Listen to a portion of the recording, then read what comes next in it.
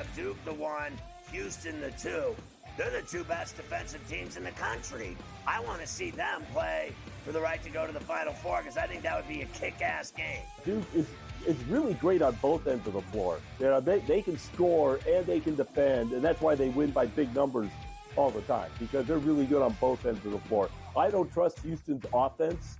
Pharrell Coast to Coast, only on SportsGrid. I talked about AZ Fudd a lot, folks, and said when she got back from that knee injury, remember, it's the second ACL tear she's had in her career, that she was going to be a difference maker. UConn is plus 330. They're not going to get challenged again in the Big East until they come out of conference play in a conference tournament.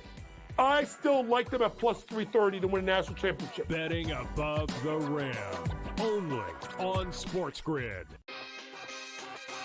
I feel when I look at this Arizona team, I don't take them serious as a national title threat because you're asking Caleb Love to bottle magic that I just don't even think exists. 4.4, 6.6, 7.4, 7.7, 7.8. This guy is literally he'll shoot you out of games, Kevin. Game time decisions, only on SportsGrid. Two guys that can do it all. Too much electricity this morning. This is a good time. We're having a lot of fun. I had to do a triple take. Ka-ching! Why?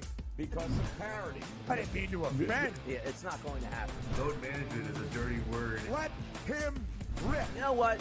Circumstances provide the results. What? How do you do this one? Oh, Donnie, you got such a good show there. A network that is booming. The early line, only on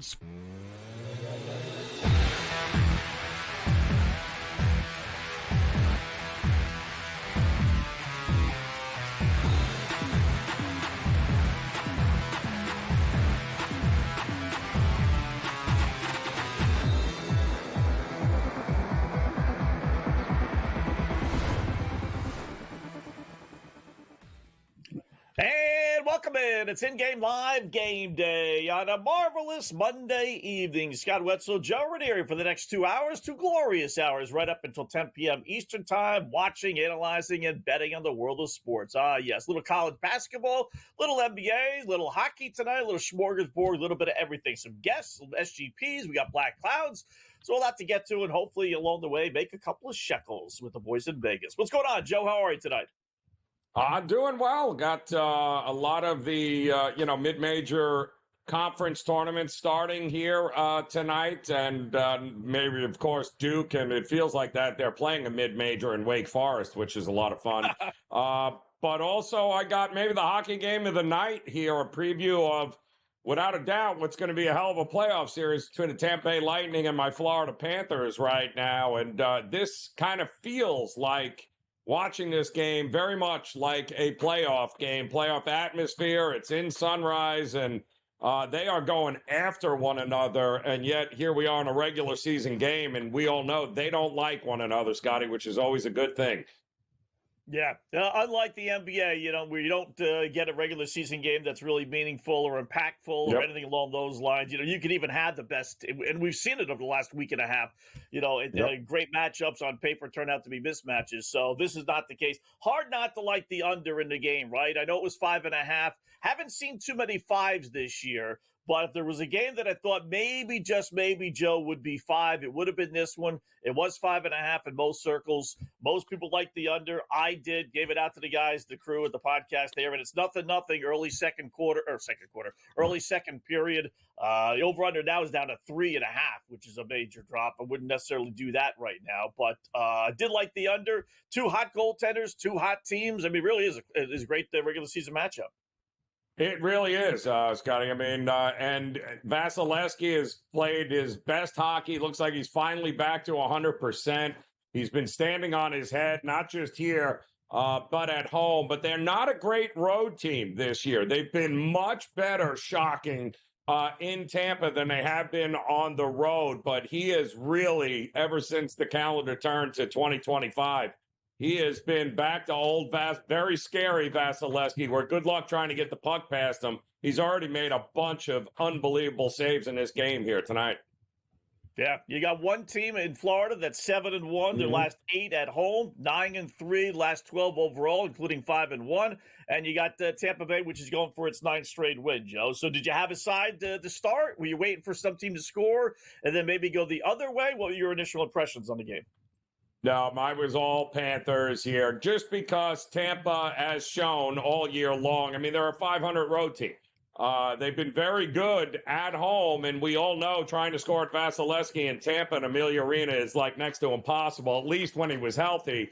And he is finally healthy. But on the road in this environment is a different animal. And for the price, I mean, it opened up, minus 135, minus 140, and the Panthers were steadily bet all day long. But I took the Panthers at minus 140. I mean, heck, they're the champs. It's their ice, and I know they don't like the Tampa Bay Lightning.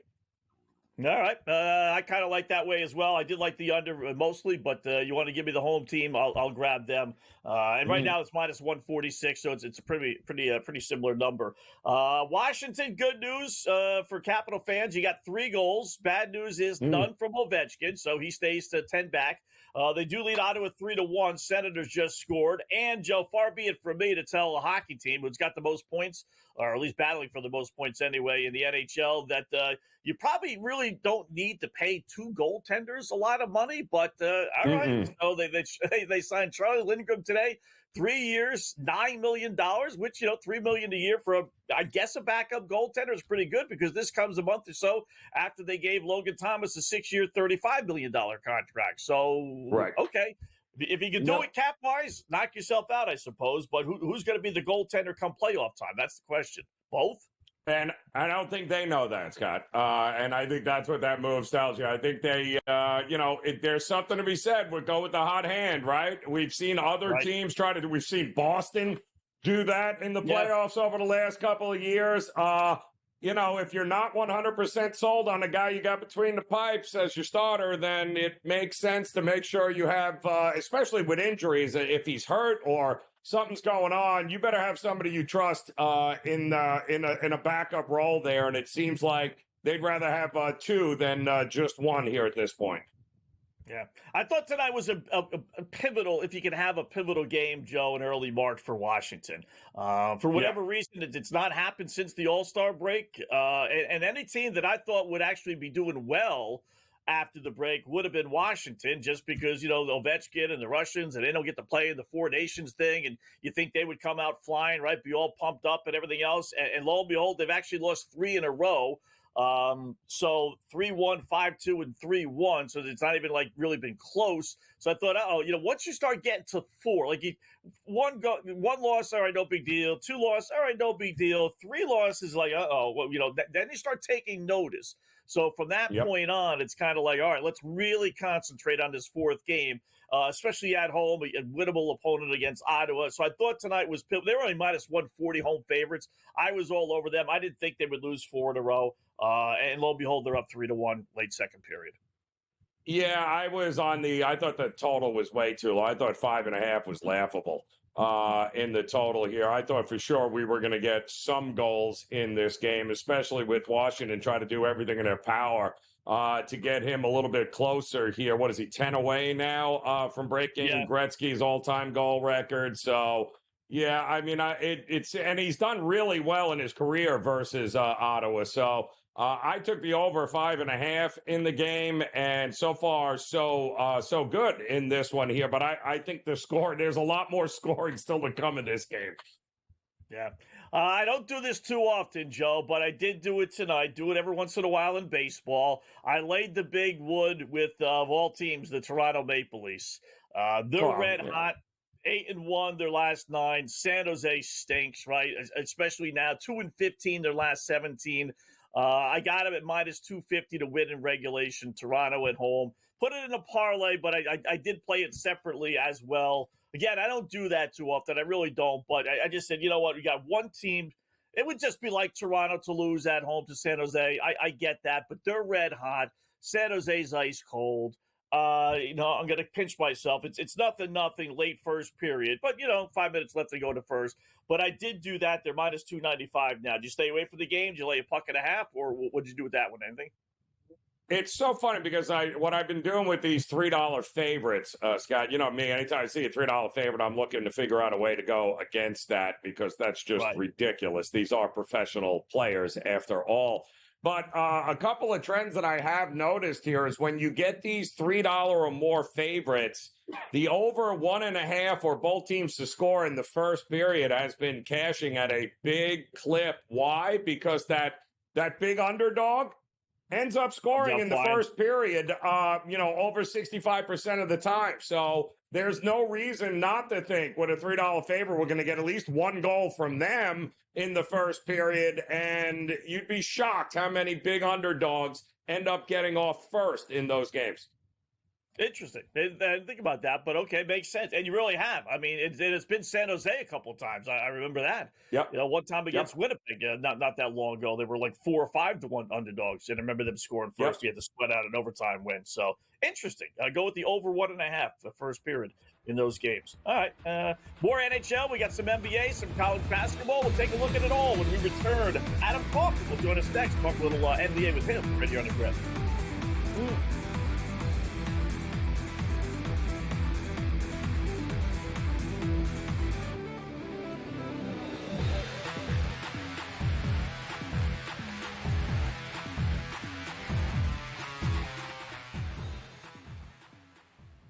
So my team didn't win this weekend, but I still did with this app that's taking over the game. Sports Millions Pick'em lets you make quick and easy predictions. Pick your favorite players, go higher or lower, and you can still win big even if your team loses. Plus, the multiplier is insane. With just a few picks, you can win big money.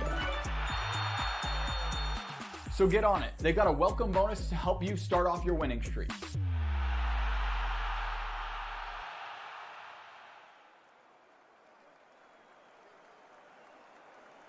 Anyone that's been to a sporting event, the atmosphere before a game, I think Game Time Decisions has that same exact atmosphere. This is our arena.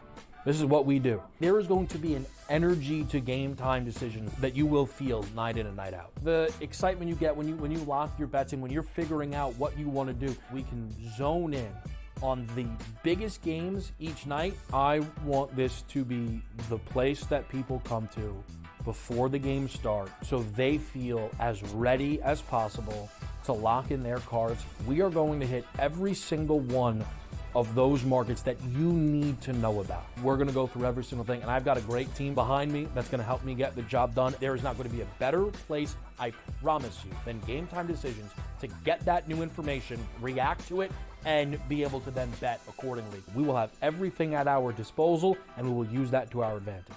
I'm Kevin Walsh. Tune into Game Time Decisions from 6 to 8 p.m. Eastern on SportsGrid.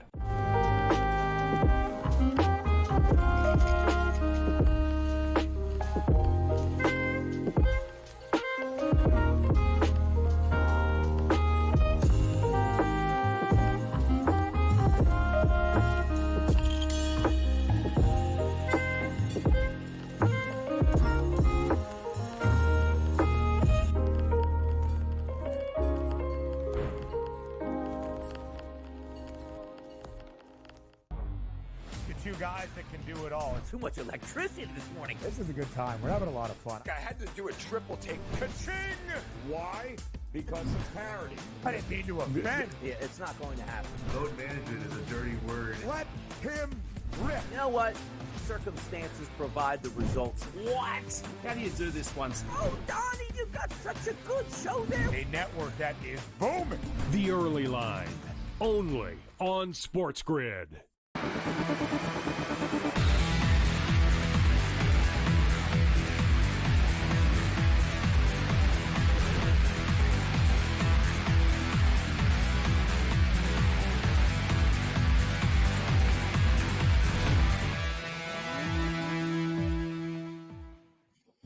And welcome back. It is in-game live game day here on the Grid. Scott, Joe Raineri until 10 p.m. Eastern time, just getting underway. Touch a little bit about the NHL. We'll get back into the college hoops with the Dookie Pukies in action against Wake Forest. Just started the second half. A lot of NBA, or a decent amount anyway. We can put a couple of shekels on, so we welcome in SportsGrid host, our good buddy. You see him here all the time here on the Grid, Adam Kaufman. What's going on, Adam? How are you tonight? Oh, just trying to make heads and tails, I guess, in the spirit of shekels of all these, injury notes in the NBA. It's just sort of a good reminder for people, especially as, I know March is all about college hoops, but it's also the stretch run of the NBA's regular season before the playoffs get here in about a month and a half. And in that time, you're just going to see more and more kind of chaotic, crazy injury reports with news changing throughout the day more rapidly than probably ever before, at least with respect to within this singular season, and especially teams just openly, never mind tanking, but throwing away certain games if it's a bad schedule spot. I mean, a great example of it, obviously, is, this Oklahoma City and Houston game is just underway. It's a back-to-back, for the Thunder. They're at home now, and there were a lot of questions as, do we lay 9.5, 10? That's, as the number was moving. And I'll tell you what, as soon as Houston ruled out basically everybody on its team outside of Jalen Green, that number soared to 14.5 at close, and all of a sudden looks like an absolute smash spot out of the Thunder. So these are the things that we got to stay on top of. It's so funny because you're right, Adam. I saw the alert earlier where they ruled Sengun in, and 2 minutes later they were like, nope, just kidding. He's actually out with an ankle problem. He can't play. So you literally saw everybody wipe it off the board going, wait a minute, is he playing? Is he not playing? Like, what is going on here? But listen, I mean, they're going tough here, 9-9. How exhausted must Oklahoma City be, though? I mean, they dropped another 150 points last night like it's no big deal here. They got into a brawl against San Antonio, and we saw this total open up at 222. I think it closed almost 230. Are we getting to 230, or does Houston not play defense anymore? I think this is a game that probably stays pretty close through the half, maybe even early third, and eventually you see OKC pull away and cover the number. That's the way that I see this playing out. In terms of the scoring, whether or not we get something a little sloppy and a lot of missed shots versus sort of the track meet that we saw last night, I'm not really sure. I'm inclined to go with the over simply because of the talent on the OKC side. And remember, Holmgren is playing in this one, so you have both the bigs, Holmgren and Hartenstein or Stein, and then you also obviously have SGA, the favorite to win MVP. Jalen Williams is coming off a 40-plus point performance. So, with OKC, it's those two guys, the last two that I mentioned. That's where the bulk of the offensive production is going to come from. Curiously, and I think it's just the blowout risk that was probably motivating this, I saw a lot of people in the industry on SGA unders here in this game. Keep in mind, his prop, and you can't bet it now. I mean, you could do in-game, but his prop is always north of 30, be it 31.5, 32.5, whatever. And if someone like a Williams is out, all of a sudden he's, maybe 35.5, 36.5. It gets a little wild, but that's just not a dude I am ever interested in taking unders on. I mean, he could have 20, 25 points in the opening half. And then it's just a question of what's the score look like as to, how much he plays in half number two. I will tell you this, Houston, not the same team the last couple of weeks on the road. They generally play good defense home and on the road, right? That's not been the case. 1-6 straight up against the spread their last 7 road games, 9-3 over their last 12 road games. And then you got OKC, was just an over machine. One of the best over teams, 35-24-2, including 6 in a row, including 20-5.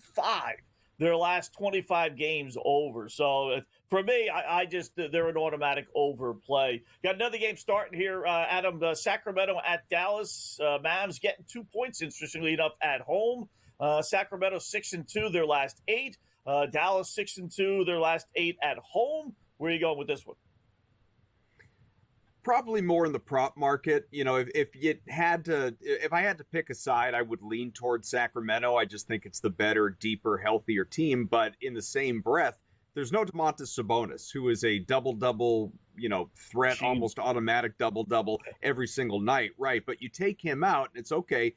Where do we capitalize? Well, as far as the points, and not that Sabonis is, usually he's like, 14, 15, 16 points, something like that. Like, he's not a regular 25-point producer, but still, you remove those shots, you remove that production, you have to look to Levine, who has been incredibly consistent of late. I like his, everything. I mean, points, PRA, combinations there throughout, PA, PR, probably wouldn't go RA. I'm probably confusing people with all the different letters at this point in time. But of course, that's points, rebounds, and assists and all those combinations. Then DeMar DeRozan would be the other one, more so than a Malik Monk, let's say. I think DeRozan and LaVine probably feast, but probably my favorite play would be the guy picking up the slack on the boards, and that's Jonas Valanciunas. We just saw him go off in this most recent game without Sabonis, and I think he goes for, it's a big number. I think it was 12.5 last I looked at it. Even still, I think he clears it. I would go over on Valanciunas. I think we're looking at a 14, 16 rebound game out of him tonight because, again, there's nobody else that's reliably hitting the glass on that team, and he's similar to Sabonis, just a giant guy. And let's remember the other side, too. There's still no Anthony Davis. There's still no Gafford. Maybe Lively's back on a minutes restriction, but there's a lack of kind of options, for lack of a better way of putting it, on that Dallas side to really get in his way. So as long as he stays out of foul trouble, which I suppose is always the risk, it's what bit me last night with Zubats, for instance, for the Clippers. I think Valanciunas is in a great spot. I don't know if this changes. I don't know if this moves the needle for you guys, though, but Jaren Jackson Jr. there of Memphis lasted about 2 minutes in the game against Atlanta and rolled his ankle, and he is questionable to return from Memphis. And that total was just obnoxious this morning, up at the 255 range. It did come back down, but, he is pretty important to that team, so that's going to be interesting, Scott. Yeah. In-game numbers on Desmond Bain, that's where I'd go. Yeah, there you go. All right, talking more with Adam. Come back.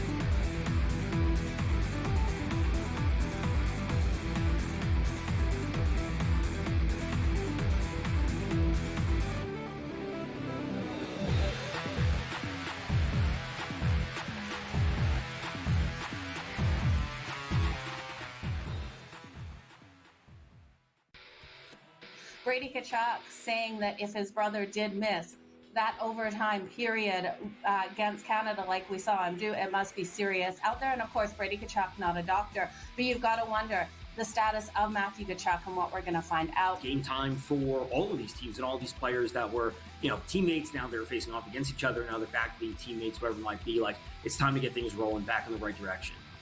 HL today, only on SportsGrid.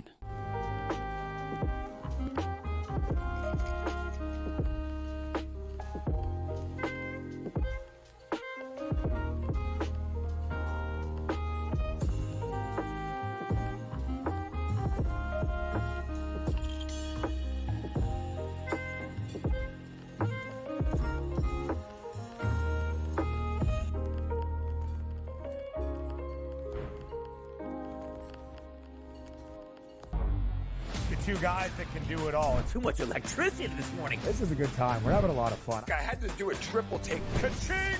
Why? Because of parity. I didn't mean to offend. Yeah, it's not going to happen. Load management is a dirty word. Let him rip. You know what? Circumstances provide the results. What? How do you do this one? Oh, Donnie, you've got such a good show there. A network that is booming. The Early Line, only on SportsGrid. You have Duke the 1, Houston the 2. They're the two best defensive teams in the country. I want to see them play for the right to go to the Final Four because I think that would be a kick-ass game. Duke is really great on both ends of the floor. They can score and they can defend, and that's why they win by big numbers all the time, because they're really good on both ends of the floor. I don't trust Houston's offense. Pharrell Coast to Coast, only on SportsGrid.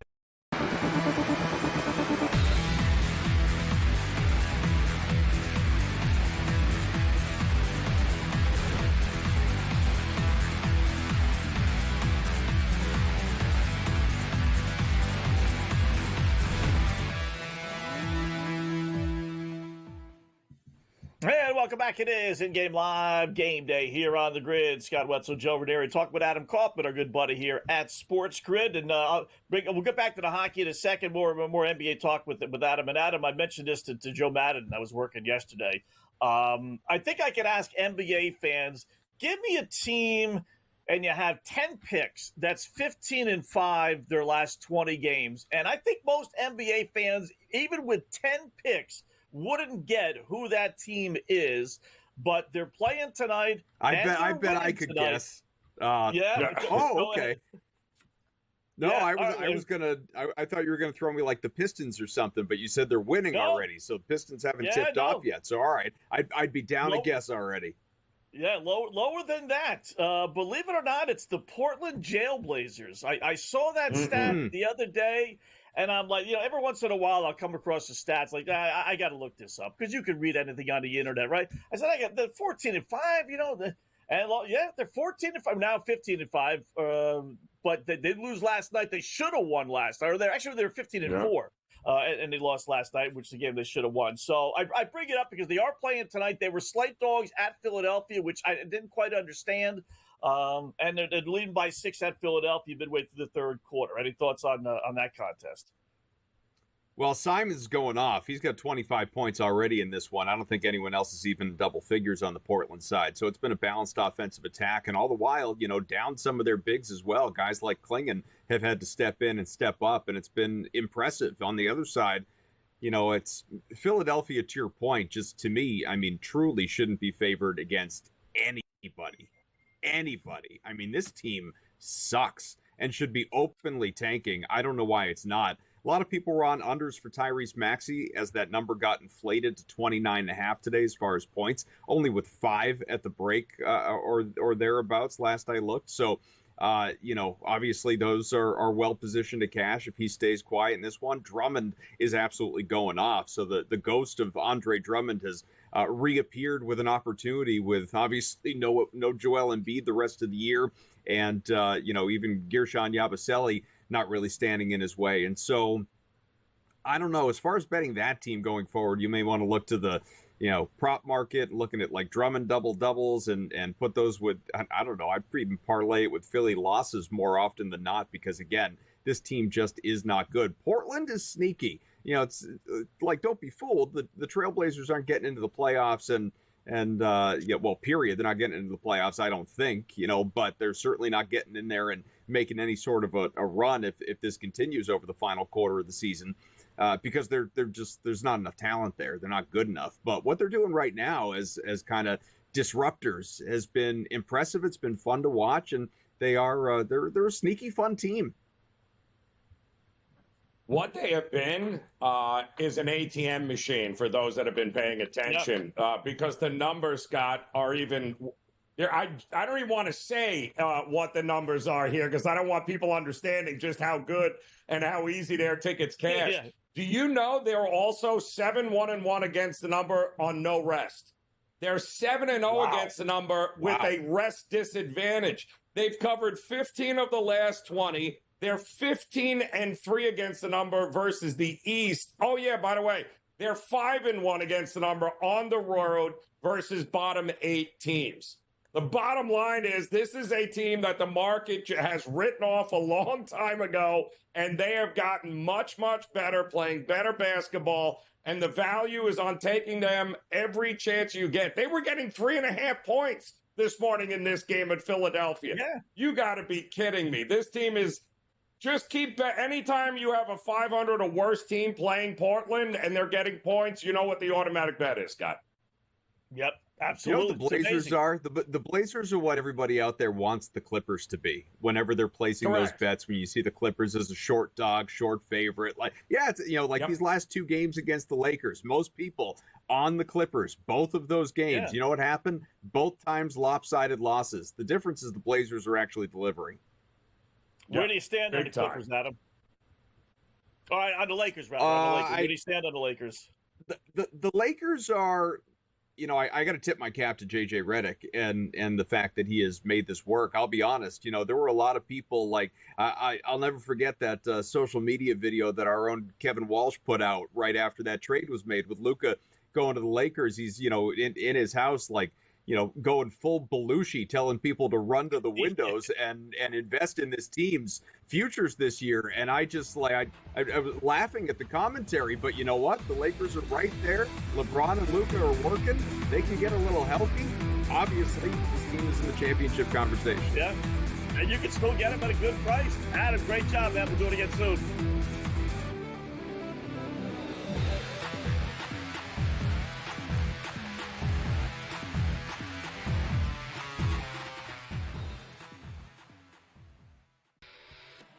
Brady Tkachuk saying that if his brother did miss that overtime period against Canada like we saw him do, it must be serious out there. And of course, Brady Tkachuk, not a doctor, but you've got to wonder the status of Matthew Tkachuk and what we're going to find out. Game time for all of these teams and all these players that were, teammates. Now they're facing off against each other. Now they're back to being teammates, whatever it might be. Like, it's time to get things rolling back in the right direction.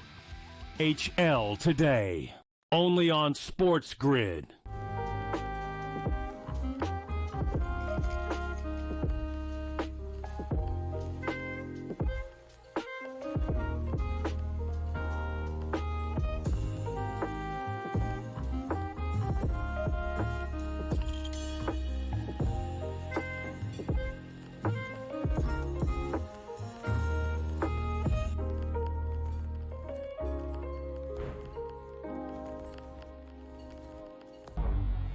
Two guys that can do it all. Too much electricity this morning. This is a good time. We're having a lot of fun. I had to do a triple take. Ka-ching! Why? Because of parity. I didn't mean to offend. Yeah, it's not going to happen. Load management is a dirty word. Let him rip. You know what? Circumstances provide the results. What? How do you do this one? Oh, Donnie, you've got such a good show there. A network that is booming. The Early Line, only on SportsGrid. You have Duke the 1, Houston the 2. They're the two best defensive teams in the country. I want to see them play for the right to go to the Final Four because I think that would be a kick-ass game. Duke is really great on both ends of the floor. They can score and they can defend, and that's why they win by big numbers all the time, because they're really good on both ends of the floor. I don't trust Houston's offense. Pharrell Coast to Coast, only on SportsGrid.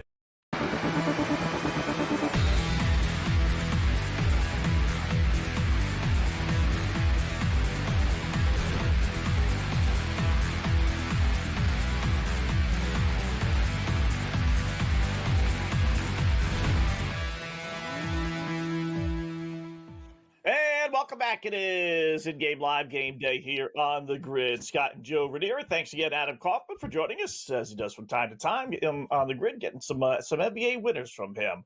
A little late, but better late than never. Still got plenty of time to get it in. Little SGP same game parlay time.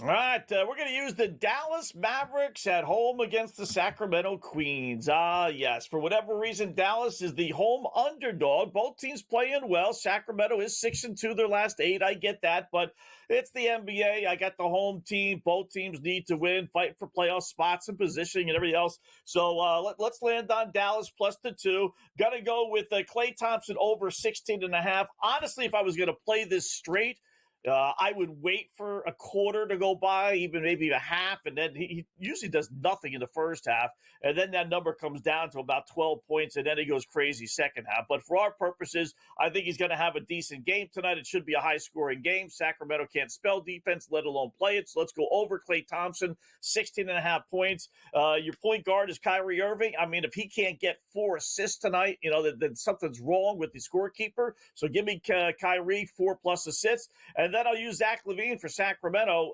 over 23.5 points. Again, should be a higher scoring game. He's the main guy now for Sacramento. He's been doing well. So over 23.5 points. And it's always nice to throw in at least one guy on the team that you think is going to lose to boost your odds up. That's when you really get true value. Otherwise, they discount it quite a bit because it's correlated. So let's go again. Dallas, Klay over, Kyrie 4 assists or more, and then Zach LaVine over. And it pays about 6.5 to 1 when I put it in this afternoon, plus 638, Joe. What do you think? Don't hate it. I don't hate it at all. I mean, Sacramento, they didn't burn me, but Houston burned me the other night with them. Sacramento coming into Houston and winning that game. But got to give them credit. They've been a little feisty here after the All-Star break, but no Sabonis is a bit worrisome in this spot here, and I got to give Dallas credit too. I mean, I don't know how they've held on, given you traded away a generational talent, the face of the franchise here, your best player, and yet they are pretty feisty, especially at home here. So, yeah, I like where you're going with this one. And not at all would I be shocked if we're starting to get some points in this game rather quickly also, Cut. Yeah. By the way, what better way to tick off your fan base by trading away by far your best player, right, or most popular player, Luka? And then what's the second best way? Announcing today that, oh, by the way, we're raising our ticket prices for next year. Yes. What's next? We're going to be moving out of Dallas. We're not going to be called the Dallas anymore. I mean, can a franchise do anything more? Any bad moves than what the Dallas Mavericks have done over the last couple of weeks? And now I'll tell you what, if the Lakers, could you imagine, Joe, if the Lakers really go to the NBA Finals? Now, Dallas did last year, but could you imagine, and then God forbid actually win, and Luka wins a title, and there's Nico Harrison and company with their finger up their butt saying, well, I know we had him, but we took a gamble. Wow. How crazy. I don't think that's happening, but yes, it would be a heck of a story here. But listen, Klay Thompson's shooting lights out lately.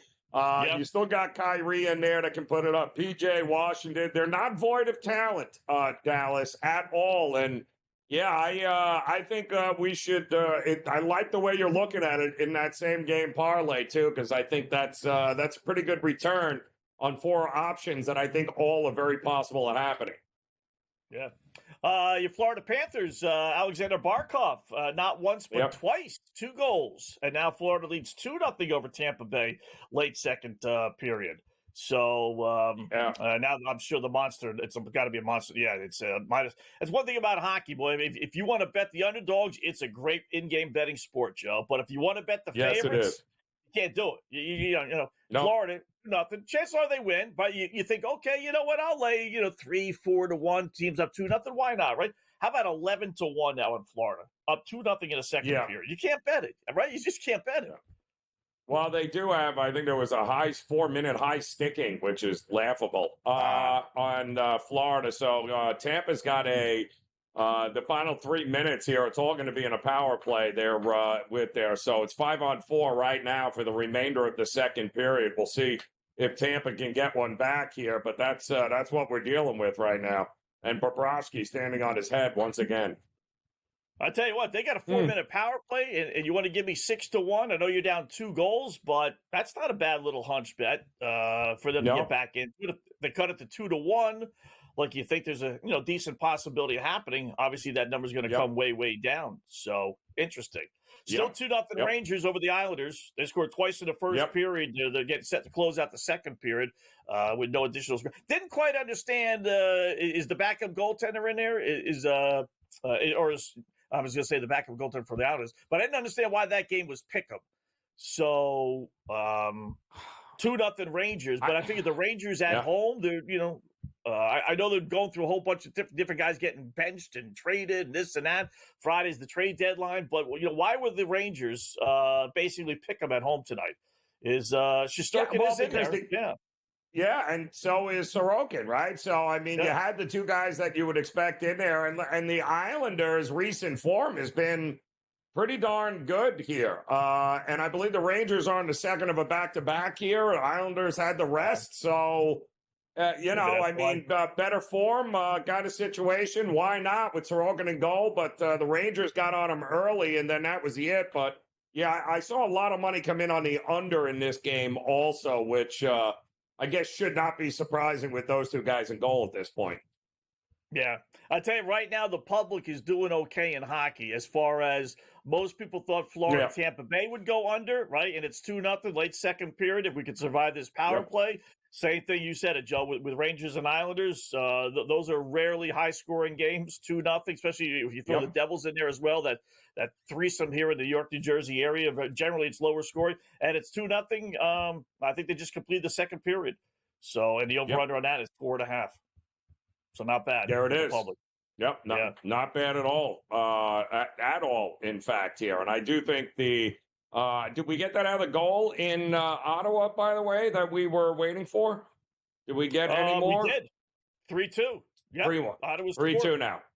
Yeah, there we 3-2. go. That was a power play, too. So now it's 3-2 there. So, all right. So we still got a full period to go here, which is great. We need one more goal to get up and over the 5.5 in that one. Yeah, I mean, at worst, you're looking at an empty net situation. Yes. Which, I tell you what do they give you for Gretzky? What do they give you for Ovechkin goals right now? Because, man, they love feeding him that empty netter. Yeah, they do. It's not a bad little hunch play, people. If you see a game that Washington is leading, especially by 2 goals, because then you're going to get a solid 2+ minutes of an empty net situation. And if you watch the end of Capital games, Joe, they definitely give him every opportunity in the world to get an empty netter. They want him to set that record this year. So this being 3-2, if they unlock the goals, I'm guessing he would be probably 250 plus 250 with only a period left to get a goal. It's not a bad little play if they do release. Not a bad play at all. I think a pretty good opportunity there, to say the least, Scott, because it's coming. They will do everything in their power to get him that much closer to it. So, I think that's not a bad look right now. And listen, he can get it, and we can all win the over, and everybody's good to go. Everyone wins. There you go. Everybody wins. How about that? I didn't like this game, Joe. I didn't have a good feel. And anything on Kings in Chicago, I just can't bet the Blackhawks, and I wasn't going to lay over 2-1 with LA on the road. They're just starting. I mean, you can't trust them on the road. That's the problem. And this is exactly the kind of game the Blackhawks end up winning, is a monster dog at home. Yeah. It would only be Chicago for me. Maybe, you know what? Let's put it to theory dependent. Let's go both teams to score in the first period, up and over.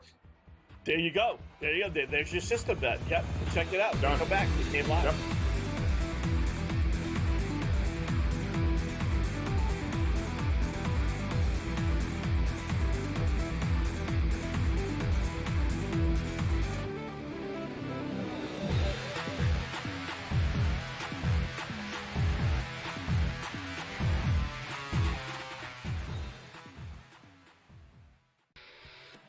Brady Tkachuk saying that if his brother did miss that overtime period against Canada like we saw him do, it must be serious out there. And of course, Brady Tkachuk, not a doctor, but you've got to wonder the status of Matthew Tkachuk and what we're going to find out. Game time for all of these teams and all these players that were, teammates. Now they're facing off against each other. Now they're back to being teammates, whatever it might be. Like, it's time to get things rolling back in the right direction. HL today, only on SportsGrid.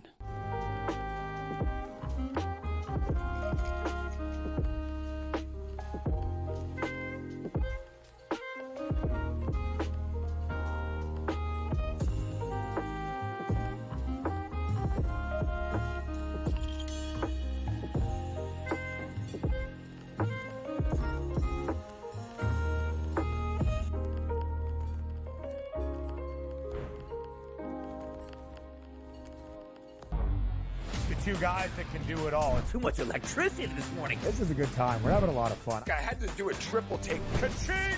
Why? Because of parity. I didn't mean to offend. Yeah, it's not going to happen. Load management is a dirty word. Let him rip. You know what? Circumstances provide the results. What? How do you do this one? Oh, Donnie, you've got such a good show there. A network that is booming. The Early Line, only on SportsGrid.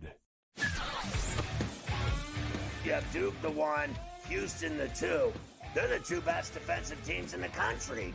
I want to see them play for the right to go to the Final Four, because I think that would be a kick-ass game. Duke is really great on both ends of the floor. They can score and they can defend, and that's why they win by big numbers all the time, because they're really good on both ends of the floor. I don't trust Houston's offense. Pharrell Coast to Coast, only on SportsGrid.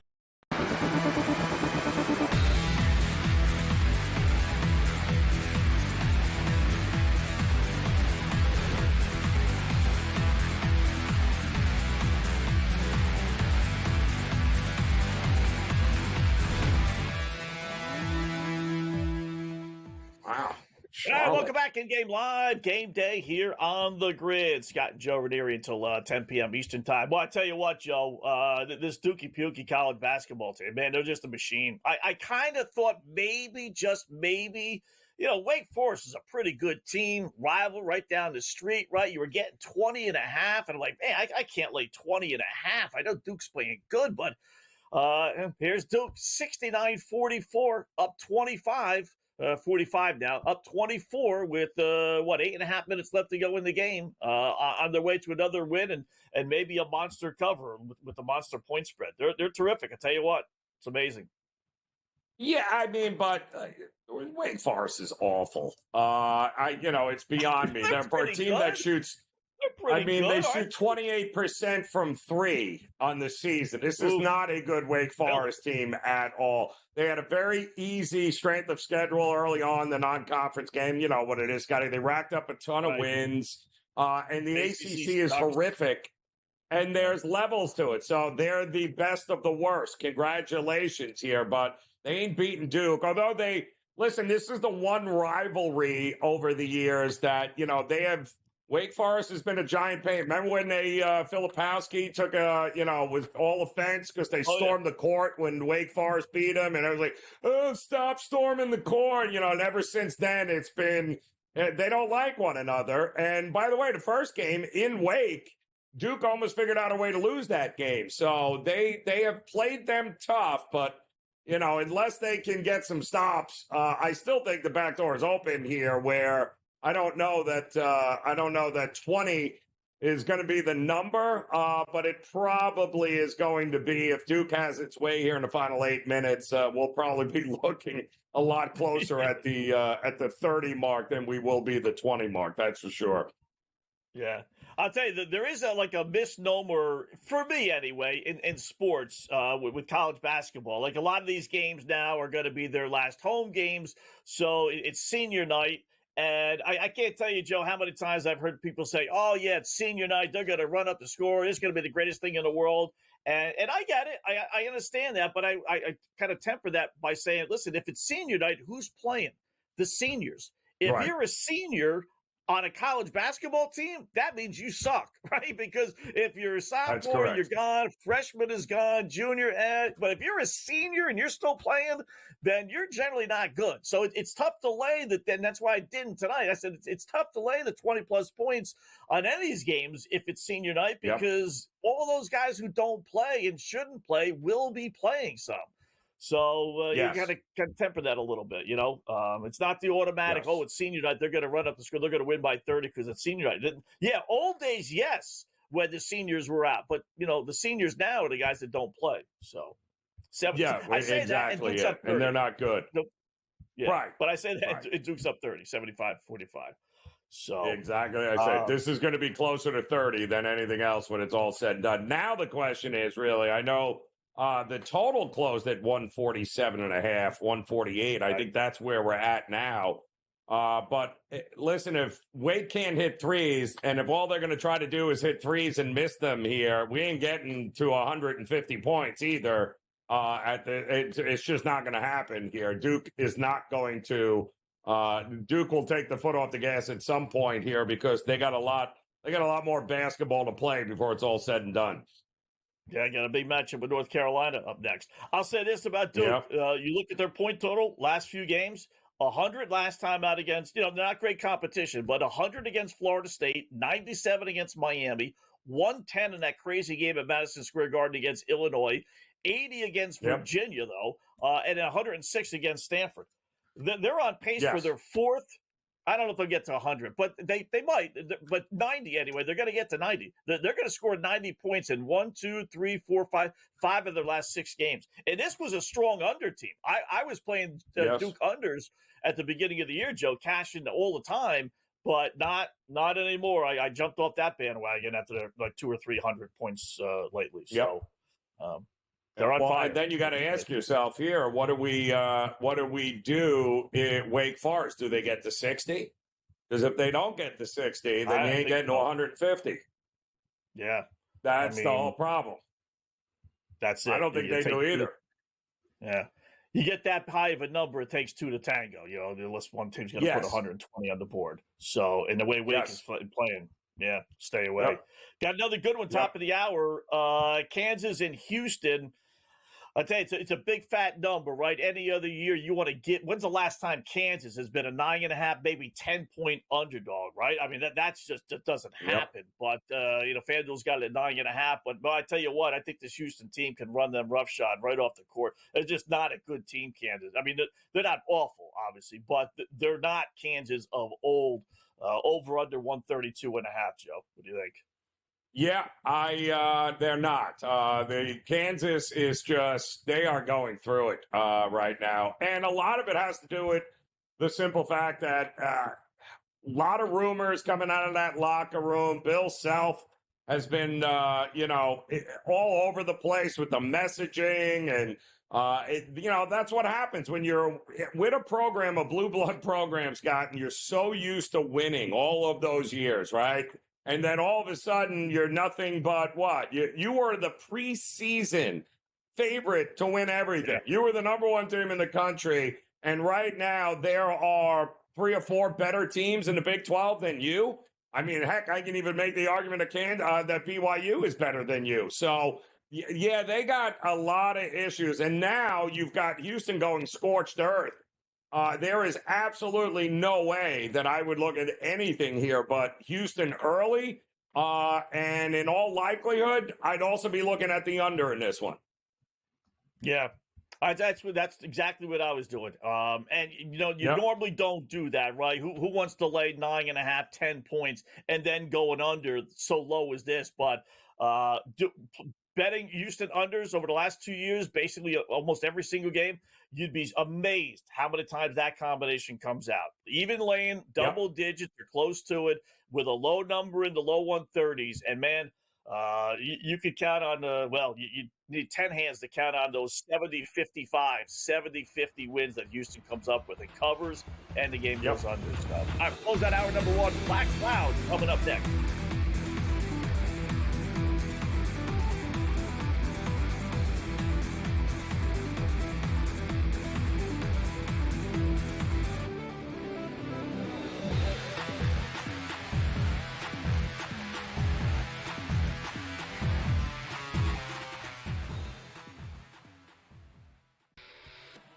Brady Tkachuk saying that if his brother did miss that overtime period against Canada like we saw him do, it must be serious out there. And of course, Brady Tkachuk, not a doctor, but you've got to wonder the status of Matthew Tkachuk and what we're going to find out. Game time for all of these teams and all these players that were, teammates. Now they're facing off against each other. Now they're back to being teammates, whatever it might be. Like, it's time to get things rolling back in the right direction.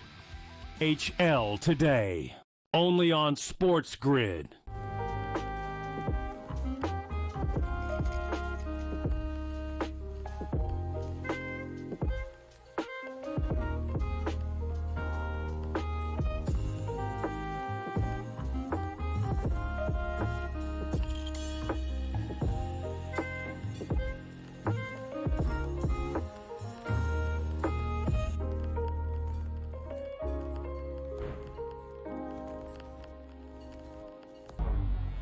Two guys that can do it all. Too much electricity this morning. This is a good time. We're having a lot of fun. I had to do a triple take. Ka-ching! Why? Because of parity. I didn't mean to offend. Yeah, it's not going to happen. Load management is a dirty word. Let him rip. You know what? Circumstances provide the results. What? How do you do this one? Oh, Donnie, you've got such a good show there. A network that is booming. The Early Line, only on SportsGrid. You have Duke the 1, Houston the 2. They're the 2 best defensive teams in the country. I want to see them play for the right to go to the Final Four because I think that would be a kick-ass game. Duke is really great on both ends of the floor. They can score and they can defend, and that's why they win by big numbers all the time because they're really good on both ends of the floor. I don't trust Houston's offense. Pharrell Coast to Coast, only on SportsGrid.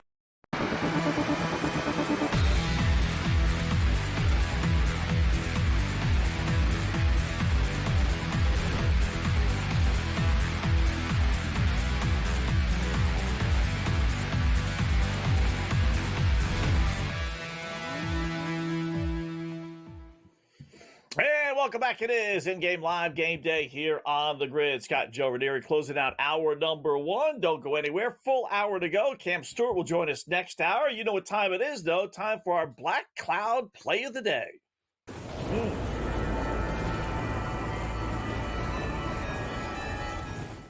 Ah, yes, this is the play in which you double, triple the amount that you play. If it's $1, go ahead, splurge and bet $2, maybe $3. We got a couple of games that we could have chosen. Kansas, Houston, not bad. UCLA, Northwestern, not bad. But we went down south. We went to the SWAC. How about a little Prairie View A&M at Jackson State? Yes, why not? We're going to go over 145.5 Prairie View at Jackson State. Why? Jackson State, the by far better team. They're 11-4 in SWAC play. Prairie View stinks. They're 4-12, so it should be a blowout. Point spread is 15.5. The over-under, as you said, 145.5. So I'm counting on Jackson State to put 80-plus points on the board, and why not? Prairie View gives up 87 points per game, 87 points. Jackson State's no Dookie Pukey or Virginia team either. They give up 77 points. Last time I checked, that's an average of 164 points, and I'm getting this at 145.5. Really? Prairie View only 2-18 on the road. Jackson State 7-1 at home. They both average over 70 points as far as scoring is concerned. So when you put it all together, 145.5 in a blowout game in which, I don't think there'll be that much defense being played over the final 5-6 minutes. I think we get that. I know it's a wacky game. Who's even watching? You got to find it probably on ESPN 5000, but over 145.5 Prairie View at Jackson State, Joe. Any thoughts at all outside of, what are you, nuts? Go to the next game? Yeah. No, it's not, actually, because I was following the line in that game earlier today. There was initially a move towards the under, Scott, and then right around midday, because it had dropped a little bit, and because it opened, I think, 147, somewhere in that ballpark there, and then it dropped all the way down to 145, and I'm kind of like you going, wait, what? These two teams more than capable of getting in the mid-70s here or even better. I didn't understand the drop, that big a drop, by the way, to the under in this game. So, yeah, I'm with you. I like the over in this matchup as well. Yeah. First meeting had 149 points, 79-70. So, again, just 145.5 is not, for both teams that average 70 and both give up well over 70. And you had a game example. So, why it's 145.5? I don't know, but I'll take it. I'll bite. So over 145.5. Why not? Goofy game, but sometimes you get those goofy games, Joe, and who's betting that? So not that I discount the line movements in games like that, but it probably doesn't take a whole heck of a lot to move a line in a game like that versus, Duke, Wake Forest, or Kansas, Houston, right? Right. Well, I mean, $5 bets ain't going to move it if a book lays 147, and we know the public ain't moving it. So somebody for a big 2.5 point drop like that, I didn't get it because I, like you, thought that in this spot here, we got a 15-point spread. 15. One of these teams is getting 80, 85 points. I don't care. Like, one of these teams is getting big here. And I think you can stumble your way into to 70 points if you're Prairie View or more. So I'm with you. I like the over in this spot at 145.5. Yep. I'll tell you what over is hit already. Washington and your Ottawa Senators, Joe. Senators tied up at 3. Wow. Down 3-0. Love it. Who knows? I didn't even check and saw what the line was when it was 3-0. But more importantly, suggesting the over before. You had the over from the start. You're going to get, obviously, at least 7 goals. So they tied it at 3 with 9.5 minutes left to go in the third period. You're right. That 5.5, that was a weird there's such a lack of respect for this Washington Capitals team. I mean, I don't get it. They're one of the best teams, right? I mean, and they score 3-4 goals every single game. So 3-3, and now it's locked. But I will say this: up 3-0. Well, if you lose a game that you're up 3-0, wow, and that'd be their 4th straight loss too. That would not be good. Yeah, that would not be good, Scotty. It's going to be rough. But Ovechkin's got an opportunity to get one, so that's all that matters. There you go. There you go. Florida killed off that penalty, or at least most of it anyway. Yes. I don't know if it carries over into the third, but 2-0 Florida still over Tampa Bay. Rangers still 2-0. They've begun the third period. So, all right, hour number 2 coming up next right here on the Grid.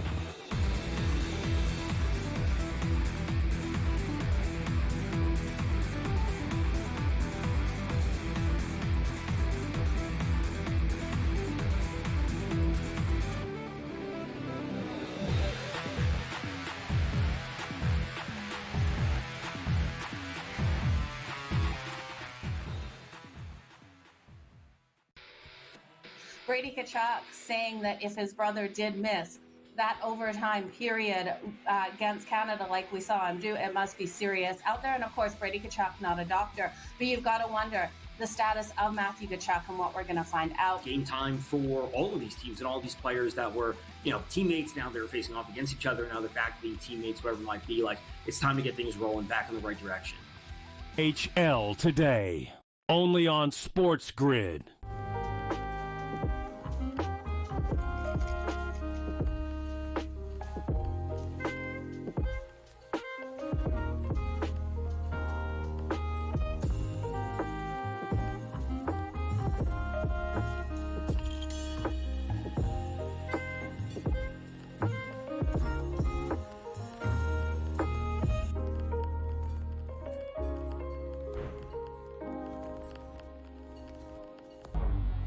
Two guys that can do it all. Too much electricity this morning. This is a good time. We're having a lot of fun. I had to do a triple take. Ka-ching! Why? Because of parity. I didn't mean to offend. Yeah, it's not going to happen. Load management is a dirty word. Let him rip. You know what? Circumstances provide the results. What? How do you do this one? Oh, Donnie, you've got such a good show there. A network that is booming. The Early Line, only on SportsGrid. You have Duke the 1, Houston the 2. They're the 2 best defensive teams in the country. I want to see them play for the right to go to the Final Four because I think that would be a kick-ass game. Duke is really great on both ends of the floor. They can score and they can defend, and that's why they win by big numbers all the time, because they're really good on both ends of the floor. I don't trust Houston's offense. Pharrell Coast to Coast, only on SportsGrid.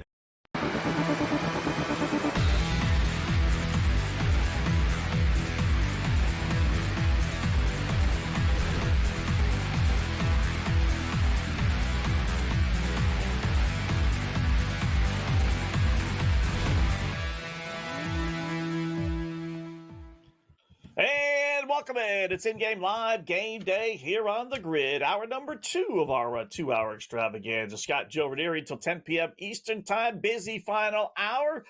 We got Kansas, Houston tipping off here shortly. UCLA at the Northwestern tipping off as well. You got some hockey. We got some NBA. And I tell you, Joe, we're doing a halfway decent job.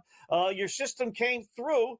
As Joe had mentioned, when you get these lopsided games in hockey, you bet the over 1.5. Is the over 1.5 for both teams to score? Doesn't matter. You threw it out there, and we said, go ahead, give it a shot with Chicago and the LA Kings.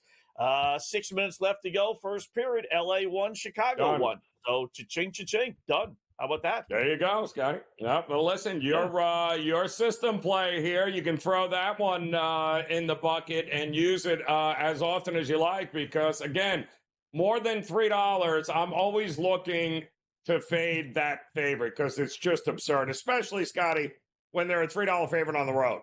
Like, let's be realistic here. Come on. And I know the Blackhawks are not good in any way, shape, or form, Scotty, but if we're being real here, the Blackhawks this year have done a great job of beating teams they're not supposed to beat in these spots at home. But why not? Let's get a couple of goals and get it going. I got no problem with that. I think it's a good system. Yeah, I'm going to have to keep an eye on that. I really am. Because I've noticed that teams always fall behind, and you got to go through agita, right? Like Toronto. But Toronto did finally score against San Jose, so it's 1-0. This should be like 5-1 right now and be a no-brainer. Yes. But it's a dopey Toronto Maple Leafs. Of all the teams to lay the monster odds that I did, this is probably the worst team, even though they're playing great hockey. Nothing's easy with this team, but They did score. It's 1-0 midway through. 6 minutes left to go, second period. Now they're laying 770 against the San Jose Sharks. That's just bonkers. It really is. Montreal 3-1 at home. Another low line. Some strange lines in hockey today. I didn't get the Ranger one. They scored again. It's now 3-0 early third. Didn't quite get Montreal being a small favorite at home or close to pick them against Buffalo. I know Buffalo's been playing a little bit better, but still they're the road team. And then Florida's holding on to a 2-0 lead. They've begun the third period. So halfway decent NBA board. Look at the Portland Trailblazers. Oh, no, Portland Lightning just scored. Ooh, we don't want that. Yeah. Lightning just scored. Yeah. Not good. Wake Forest scored. And I say that because they haven't scored very much. They have 3 points in the last 6.5 minutes. But the game went over. 93-57 with 30 seconds left. 150 points. Another over for Duke. Wow. Yeah. You want to know another over? Go figure what's going on here with look at this. They're going to roll it out 33. That's hilarious. We've got what is going on with this Memphis and Atlanta game, Scott? There's still 3 minutes to go, and they have 128 points in the first half. Wow.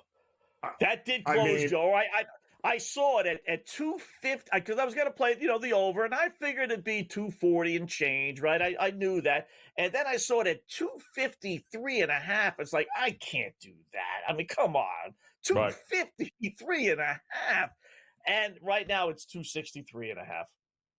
That's just bonkers. Yep. Unreal. I mean, absolutely unreal. We saw that game last night. Come on, we can't be having 300-point games in the NBA in the regular season. It's absurd. It's just the product is awful. It looks nothing like basketball.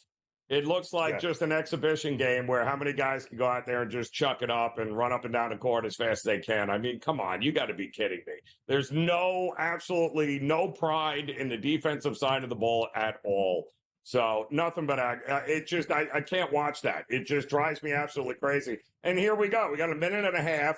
Atlanta's going to have 70. Memphis is going to have 65. And what's going to happen in the second half, Scott? I mean, it's like, my goodness, what's the in-game total right now? Yeah. It's going to be over the top. It'll be in the 270s, 280. I mean, and Joe, who loses out? The players, they don't care. Correct. Because they're all getting 20 points a game. They're all getting 20 points a game. And when they hit free agency, they tell the world, I average 21, 22, 23 points a game. And I got the 5 assists, 10 assists a game. I'm a double machine. Yep.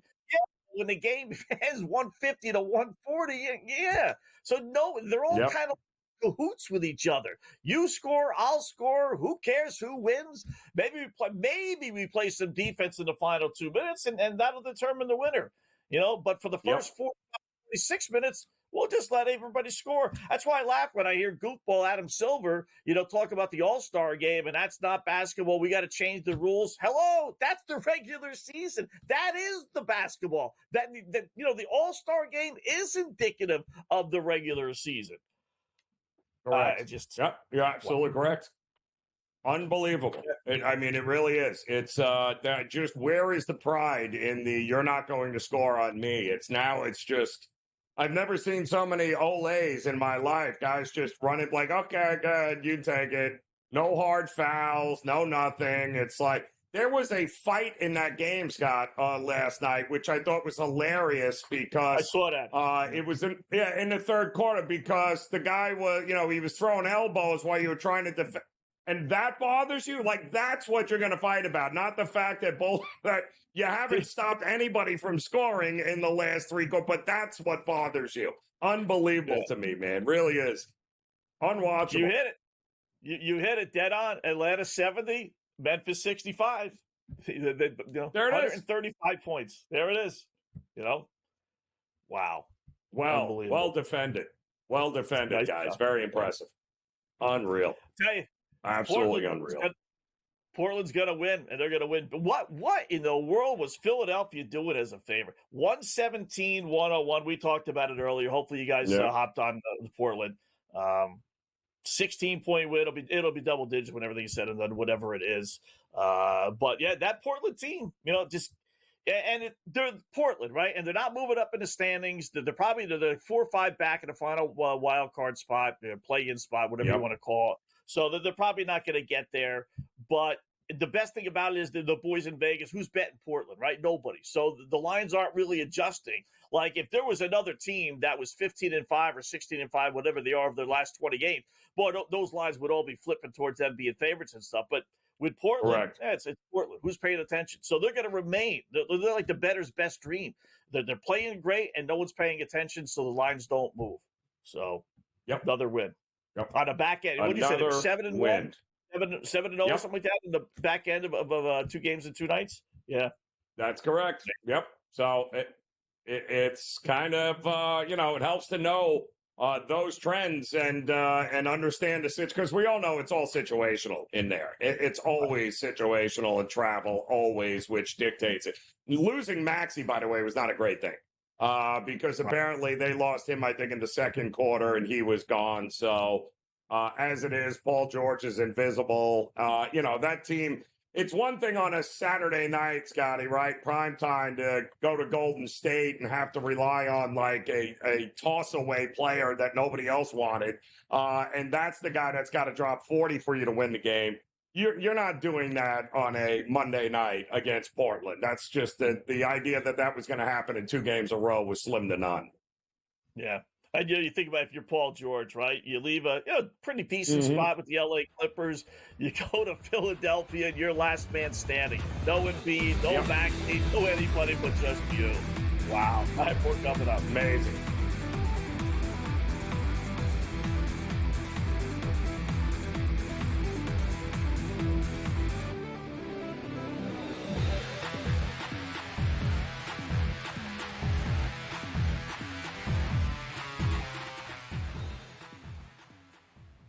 So my team didn't win this weekend, but I still did with this app that's taking over the game. Sports Millions Pick'em lets you make quick and easy predictions. Pick your favorite players, go higher or lower, and you can still win big even if your team loses. Plus, the multiplier is insane. With just a few picks, you can win big money. So get on it. They've got a welcome bonus to help you start off your winning streak.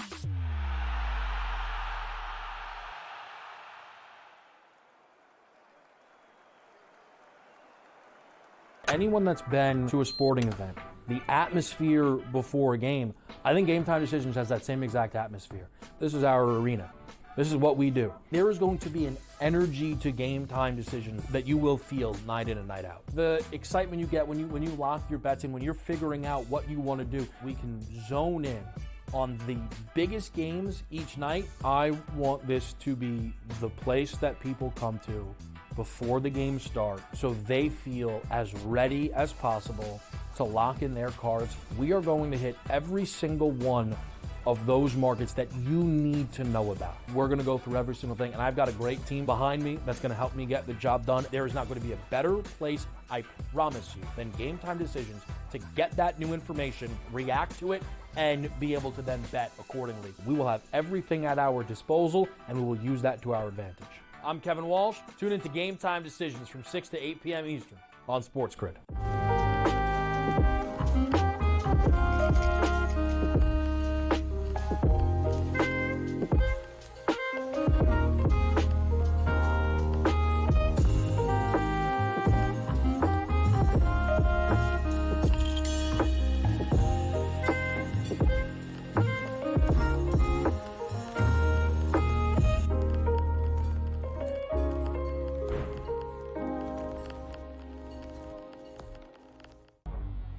Two guys that can do it all. Too much electricity this morning. This is a good time. We're having a lot of fun. I had to do a triple take. Ka-ching!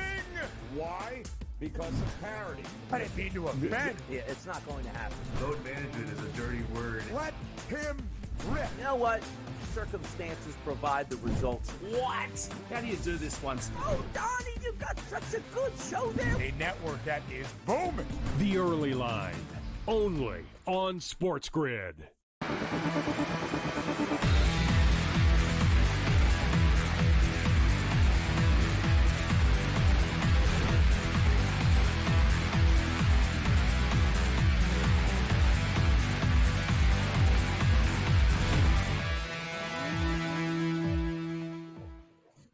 And welcome back. It is in-game live game day here on the grid. Scott and Joe Raineri until 10 p.m. Eastern time. We got Cam Stewart in about a half hour or so. Just checking out the scoreboard here. Washington scored. Ovechkin didn't, but still, Capitals score. Final minute and change, 4-3. They lead the Ottawa Senators right now. Senators just pulled their goaltender, so we'll see if they can tie it up. I got the Florida Panthers 2-1 over Tampa Bay, Joe. Lightning did score midway through the third period. You mentioned that earlier, so not necessarily sweating out the under 5.5, but, 2-0 is you're looking pretty good. 2-1, and then you got to start worrying a little bit. You get a goal, make it 3-1, then you get an empty netter, you make it 4-1, then all of a sudden you got to really sweat it out. So, but still okay. Same thing, Rangers 3-0 over the Islanders. Buffalo Sabres scored to make it 3-2 Montreal. Canadians still laying 6. I tell you, I do like playing on teams that scored their last goal, right? So you're getting Buffalo plus 4-1. They're down only 3-2. They just scored. You know that they got to be all juiced on the bench there. 12 and a half minutes left to go, and it's Montreal. It's not like they're going up against a great team. So Buffalo plus 430 right now on FanDuel. Probably worth a little flyer for me. Well, I hope not, because I took Montreal to begin with here. But this was another one, Scott, where how did we not look at the over? I mean, honestly, what are we thinking? Two teams that not exactly great goaltending. It kind of kicking myself right now for not looking that direction as well. And it's still about 12 minutes to go here in this game. So I don't know. Maybe if Montreal, I'm going to double down. Montreal laying a goal and a half, maybe an empty netter at some point here, plus get us to 6. What do you think? Live large. Right. Live large. Let's there you go. Yeah. Let's go. Yep. I got suckered. Speaking of living large, I got suckered into 2 games, Joe, and I'm going to have to sweat both ones? out. It goofiness, college basketball. I got Houston Christian laying 1.5 against East Texas State A&M, right? All right. Why those 2 games? Why those 2, right? Houston Christian is 12-18, but they're one of the better teams in their conference, the Southland Conference. And East Tennessee State A&M, literally that's their name, right? Or Texas, East Texas State A&M. 4-26, Joe, and I'm getting it basically a pick 2.5, right? So why not? Even though East Texas A&M is the home team, East Texas leads with 43 seconds left, 61-59.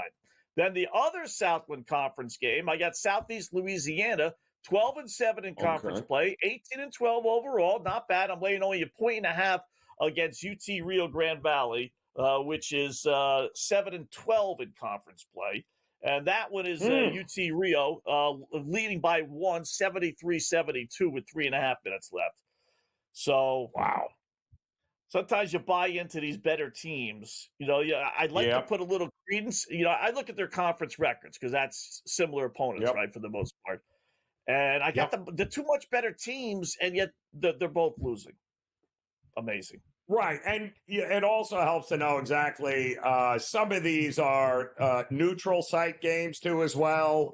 So they're not exactly home. Not that it really matters with some of these conferences, but it certainly helps to know where they'll be playing and what's going on. And also, I mean, the seeding matters in a lot of these mid-major conferences, Scotty, because, you're going to have to play an extra game or 2 as opposed to the top seeds that have off, but that's not exactly always great either. So I think it's going to be fascinating to see some of these get off. Horizon League, the Summit League, the SWAC, a lot of these conferences.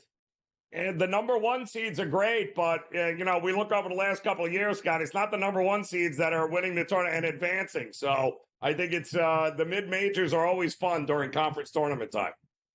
Yeah, that's right. I tell you, Joe, honestly, I'm not a big favorite of these things. I'm really not. You said it. A lot of these are on neutral sites. Oh, Ottawa tied it up. How about that? 4-4. How do you like that? Wow. All right, now's the time to get back into it. Here we go. There you go. There it is. Yep. Yeah.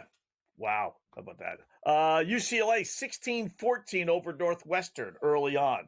That's a good little pace there. 30 points in 8 minutes. Over under 137.5. I wasn't sure about this one. I normally, as we were talking in the during the break, I normally play UCLA unders. I went with the over tonight just because they're a far better under team at home than they are on the road. On the road, where are the numbers there? 10-3 last 13 road games dating back to last year. Northwestern 8-2 over last 10 at home, where they are. They're one of the better over teams. You wouldn't think Northwestern, right? But 20-9 over on the season. So just played a little hunch, 131.5. It lowered to 131.5 over on that one, and so far looking pretty good. No, looking very good, in fact, here. And I think that's a good UCLA is so funny because they are streaky good offensively. And let's face it, Scott, the number was what? 131.5, 132. It's not a big number. To me, the winner gets the 70. And if that's the case, we're probably getting 135, 136, because UCLA was a 3.5 point favorite here.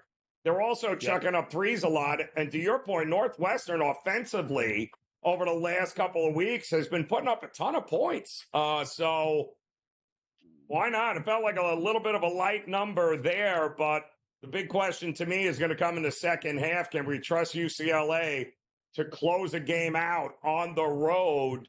Something, in a different time zone, which has not been great for them this year. Yeah, I think they got one win. Outside of something like that, I think I heard earlier today somewhere along the line. So, and I tell you, Northwest, they won 3 in a row. And 2 on the road, which is, impressive. Winning at Ohio State, they crushed them 70-49. Then they won at Minnesota. They beat Iowa. So they're probably, out by far outside looking in as far as the bubble's concerned at 16-13. But, this would certainly help their cause. And like I said, they're playing pretty good basketball. But that's why I just think we're going to get some points. So, all right, in-game line, a quick little break, and back to the point we go on the grid.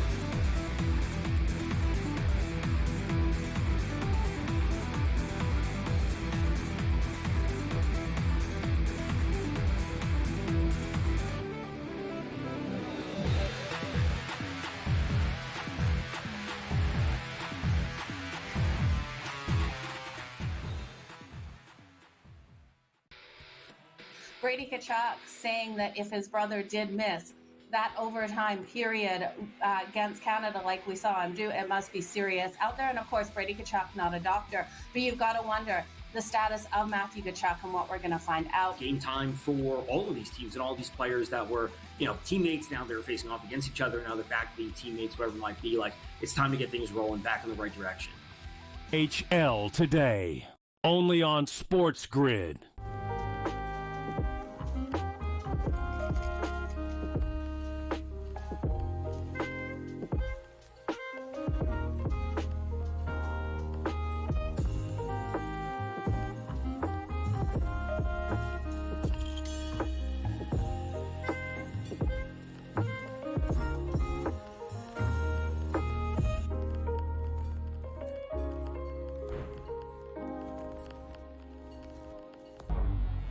Two guys that can do it all. Too much electricity this morning. This is a good time. We're having a lot of fun. I had to do a triple take. Ka-ching! Why? Because of parity. I didn't mean to offend. Yeah, it's not going to happen. Load management is a dirty word. Let him rip. You know what? Circumstances provide the results. What? How do you do this one? Oh, Donnie, you've got such a good show there. A network that is booming. The Early Line, only on SportsGrid. You have Duke the 1, Houston the 2. They're the 2 best defensive teams in the country. I want to see them play for the right to go to the Final Four because I think that would be a kick-ass game. Duke is really great on both ends of the floor. They can score and they can defend, and that's why they win by big numbers all the time because they're really good on both ends of the floor. I don't trust Houston's offense. Pharrell Coast to Coast, only on SportsGrid.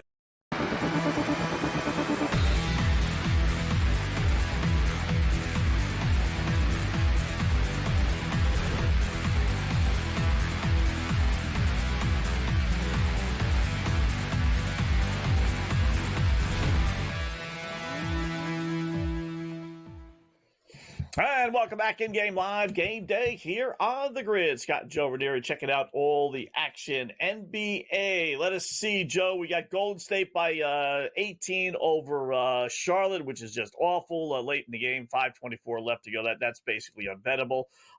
Miami Heat by 12. We were talking about that in the break. 9.5 minutes left over Washington after the Heat blew that double-digit, nearly 20-point lead against the Knicks yesterday. Laying 12.5, 203.5 is your number there. OKC leading by just one, was still laying 10 or 11.5 at halftime, which is what the game opened up at. And now they're up, kind of weird. Now they're up 7, and now they're only laying 12.5, albeit heavily juiced. So they don't seem to want to get off that 10, 11, 12.5 number that we're seeing right now with this game. Kind of weird. No, they don't. They're stuck with that. But, I mean, listen, in second of a back-to-back, not a great spot for Miami. It was a 23-12 second quarter, Scott. The Wizards scored 12 points. So they did come out in the third and outscored Miami 32-26. So getting 8.5 feels like this is a good opportunity. I mean, listen, they got Middleton playing. They got Marcus Smart on this team. It's not like it's no wonder. No, they're much better than what they were, and they're going to be way more competitive here. So, and the Heat have shown an ability to not close anybody out for some reason. What the Knicks happened with the Knicks game yesterday was embarrassing. Just a 19-point lead like that at home, just unreal. Absolutely unreal. Yeah. I was amazed because I got lucky. I had the over in the game, and I did the overtime, and I hit the overtime, and it was just like, wow.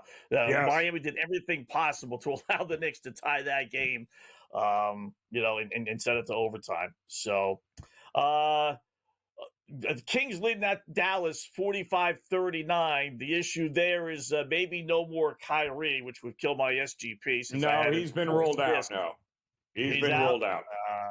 He's been rolled out. No chance. But you can get the Memphis Grizzlies at -2. What did they close at, Scott? 8? 8.5? 8.5. Yeah, 8.5. And you can get them at -2.5 right now because Atlanta won't go away. It's 73-72 in that one with about 10.5 minutes to go in the third quarter. Memphis at home, but they also lost Jaren Jackson Jr. in the first quarter, about 2 minutes into the game with a twisted ankle. But again, it's Atlanta who's not going to give a lot of defensive effort anyway. So this is going to be the Desmond Bain show. And, John Moran, they got more than enough firepower to run away with this game here, Memphis. Yeah. Morant not playing today. I will say that. So he's missed the last couple games. Oh, he's not missing in there. This one. Yeah, he's not. He's been in and out of the lineup, and for whatever reason, he's missing this one. But Bain is back. Jaren Jackson is he got hurt. He's out. So now you're left with basically Desmond Bain. That's we've seen these teams kind of rally, but he's your guy. Maybe an over on his prop versus he's got 20 already. No one else has more than 8. Oh, interesting. Okay. Yeah, maybe a Desmond Bain prop for total points. The other one, Joe, I know that's not a bad look.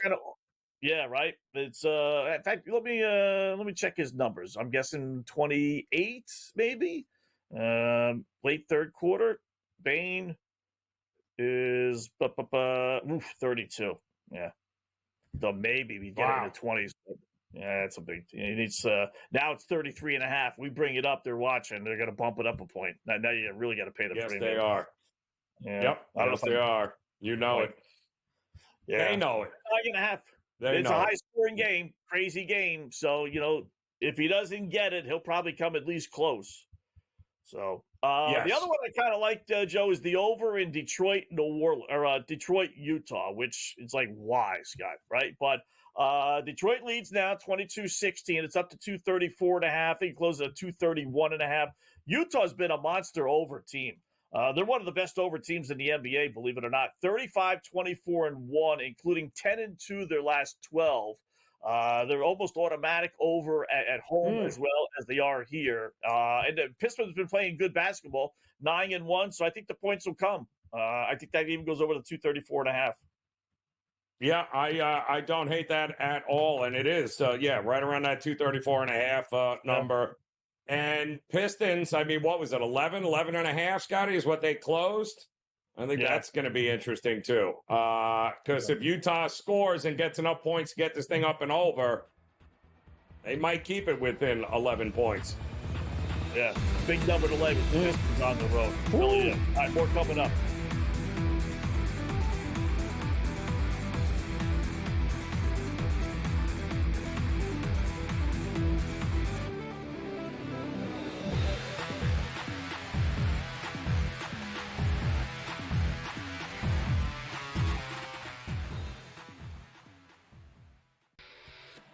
Brady Tkachuk saying that if his brother did miss that overtime period against Canada like we saw him do, it must be serious out there. And of course, Brady Tkachuk, not a doctor, but you've got to wonder the status of Matthew Tkachuk and what we're going to find out. Game time for all of these teams and all these players that were, teammates. Now they're facing off against each other. Now they're back to being teammates, whatever it might be. Like, it's time to get things rolling back in the right direction. HL today, only on SportsGrid.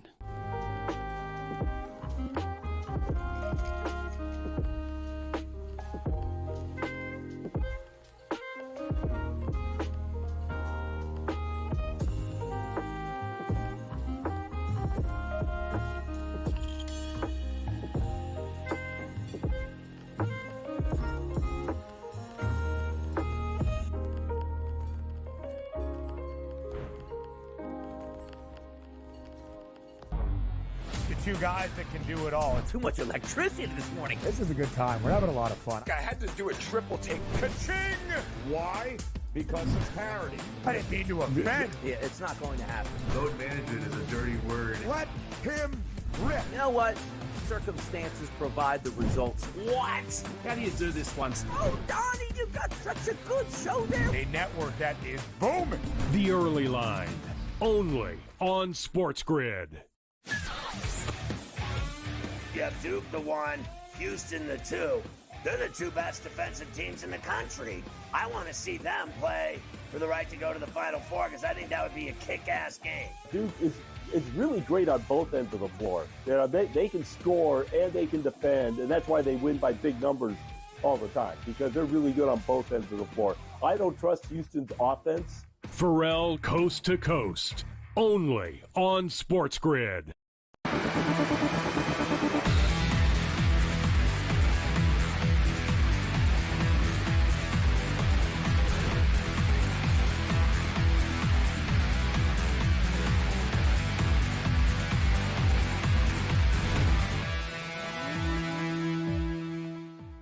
All right, welcome back in Game Live, Game Day here on the Grid. How about the Washington Capitals killing off a rare power play in overtime? So they skate for a side there with a minute left to go in the game.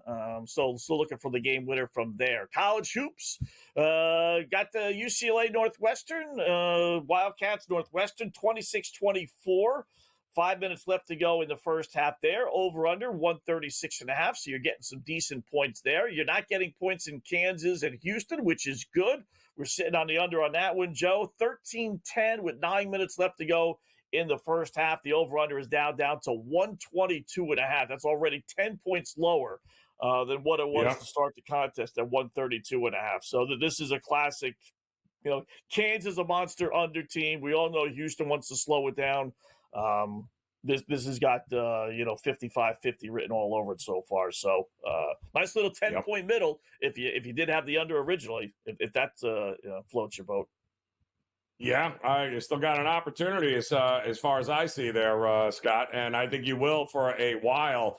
Also, North Texas doing exactly what they do, 18-8 over Wichita State. Wichita State closes a 7-point dog in that one. And listen, I mean, watching North Texas, they're 12-3 in conference, Scotty. They're 21-6 on the season.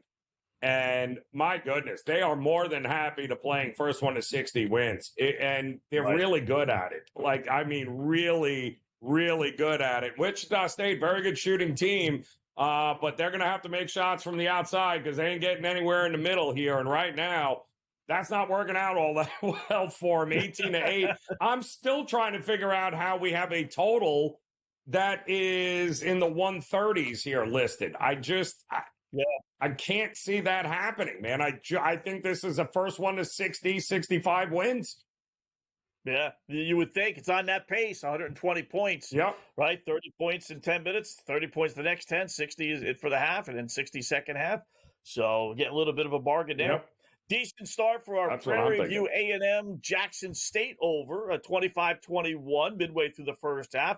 They're giving us now 153.5. We got it at 145.5 for our Black Cloud play of the day. So definitely on pace for that one. Gotta like that. Gotta like that for sure. Yep. On the way. Yep. Golden State is going to beat Charlotte 119-101 as the second left for whatever reason. What was the over-under? I did play this. You made so many plays, right? You forget. What was the over-under on that one, Joe? Do you remember? Was it 120? They were betting it up. They were betting it all day long up and over. And a lot of people were confused because they're like, it's the Hornets. But I believe it got to 220, Scott, 221 when it was all said and done. It was, I'm sorry. No, that's what it opened at. They bet it to 229. 229 it closed. Okay. So that was an easy winner. Yeah, Charlotte. You wouldn't think so. Like I would not. What's the number one under team? And I would think, maybe Houston. It's actually the Charlotte Hornets. For as many games as they get blown out, they don't score. So because they don't score, they're losing games like tonight. 119 to 110. Game goes over. No, they lose games 119 to 101. The game goes under. 38 and 22 under this year. Second best. I said. The best, the second best in the NBA. So they're only one of 8 teams that actually have a over-under record of more unders than overs. Only 8. That's crazy. You look at all the scores, right? I mean, it figures. Right. Look at these goofy scores. So it probably shouldn't be surprising. OKC. This is why that line was 11.5 to start. It was 11.5 at halftime when they were only leading by 1. It's up to lead by 15. Just like that, third quarter. 89-74. Just like that, Scotty. Yep. Just like that is right. Unreal. Yeah, it didn't look like it. Looks like that was the best effort they were going to get was there. We have an empty net for the Lightning right now with 48 seconds left to go in the game with the Panthers up 2-1. So this would be good, Scott. If we can get this thing closed out, that would be fantastic. The under and the Panthers would cash for us, so that would be great. Toronto scored again, so Maple Leafs 2-0 now over San Jose early third period. So that's okay. Now we could breathe a little bit. That's I looked halfway decent. Blackhawks 2-1 over the LA Kings early second period. Yeah. LA has no business being that big a favorite on the road against anybody, right? I mean, even Chicago, they're just not that good on the road. So and it's been a long road trip too. I mean, they've been all over. They've been in Dallas. It feels like they've been on the road for a while now. The Kings, so not an easy situation here at all. And I think they have Minnesota last night, who desperately needed a win. This is a rough go here for the Kings, and they were going to be that big a favorite is kind of ridiculous. Yeah. And what's strange about them, Joe, is that they're a veteran team, right? They're not littered up and down with a bunch of rookies. So I don't understand why a veteran team would be 19-3-3, right? Capitals winning a shootout.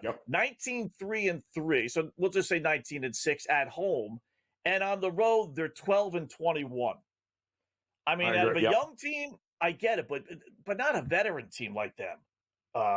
Very bizarre how they're so good at home and so bad on the road. Yes. So, for a veteran team, makes no sense. Yeah, absolutely no sense.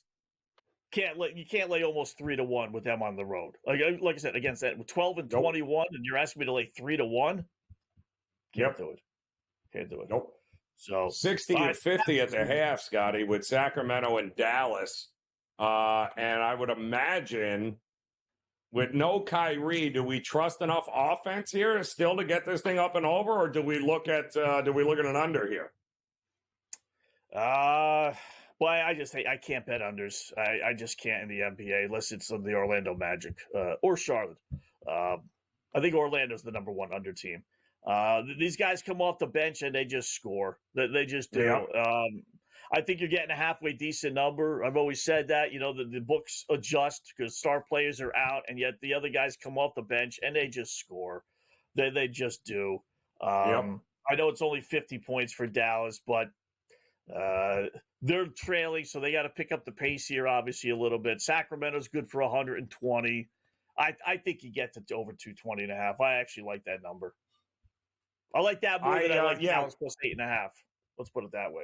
Yeah, I was going to say I got Dallas minus 1.5 in the second half, and I got 111 as a total there. So, we like the over. We can get a 30-point. We got a 30-point effort in the third or fourth quarter from one of these teams. Get me 60 points there. I'm fairly confident we can get this thing over 111. Yeah. Points keep on coming. Memphis, Atlanta. There's another situation, right? Atlanta or Memphis all wounded, just like Dallas. 91-88. Memphis now leads. Over/under is 262.5. They're still in the third quarter. Still 4 minutes left. They might literally get to 200 points, Joe. How is this game not going to? Are they going to start playing defense? I mean, it's just disgusting. Listen, Oklahoma City has 3 minutes to go in the third quarter. They almost have 100 points already. Yeah, there's another one. Look at that one. I mean, that's almost as bad, right? I mean, that is. And look at the difference. Look at the difference in the numbers, Joe. Right? You have 183 points in Houston OKC with 3 minutes left, and they're giving you 249.5. You have 182 points with, albeit about a minute more left in the Memphis-Atlanta game, and that number is 266.5. That's 19 points more in that game than in the OKC-Houston game for some reason. Yep. Wow. Crazy. Panthers closing out 249. Nice. There you go. Sam Stewart coming up next.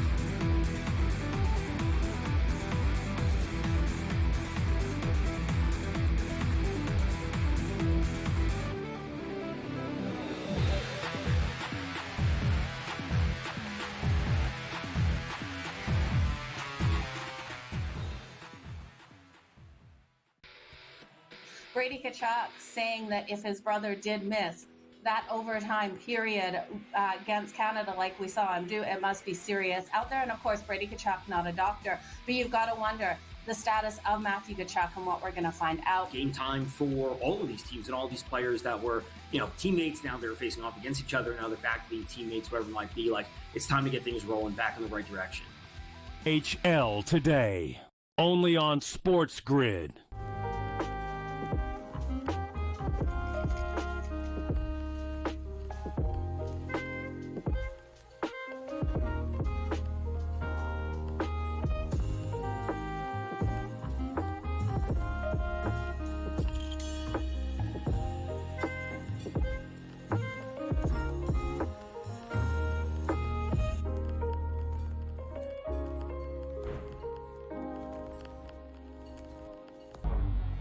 Two guys that can do it all. Too much electricity this morning. This is a good time. We're having a lot of fun. I had to do a triple take. Ka-ching!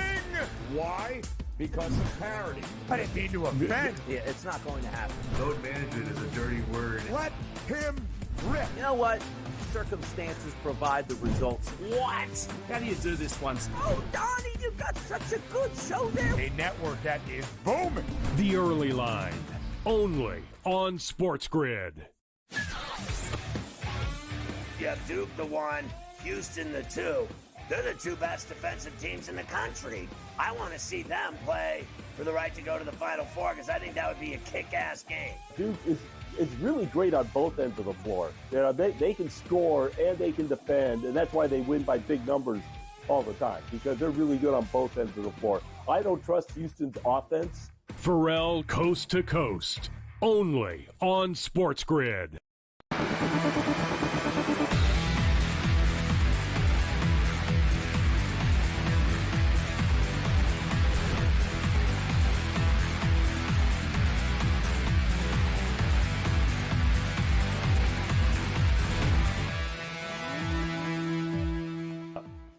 All right, welcome back in game live over. They're in overtime. Buffalo and Montreal. Used to be called overtime. Overtime. Used to be called Overtime. Yeah. Yes. Overtime. The good old days. Cam Stewart joins us now. He takes over at the top of the hour along with Gabe Morency. What's going on, Cam? What's on your betting ticket tonight? Well, I'll tell you guys, this NHL, I'll tell you, got to get a sports book that pays out early.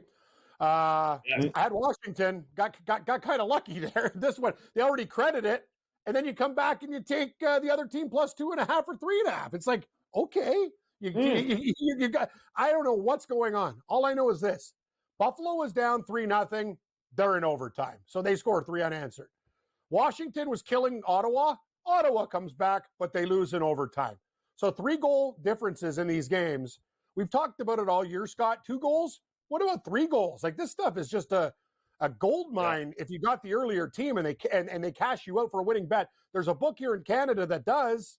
And when you're up 3 goals and on the money line, you get the check, not for the parlay. Actually, it does it in the parlays too. What am I saying? So then you can come back on the other side. Scott, let's do a couple things live right now. I see Raineri's chomping at the bit too. So we're going to give me the hockey. I want the Kings plus 105. I'd like plus 1.5, but it's minus 280. So that's unless we put it in a parlay.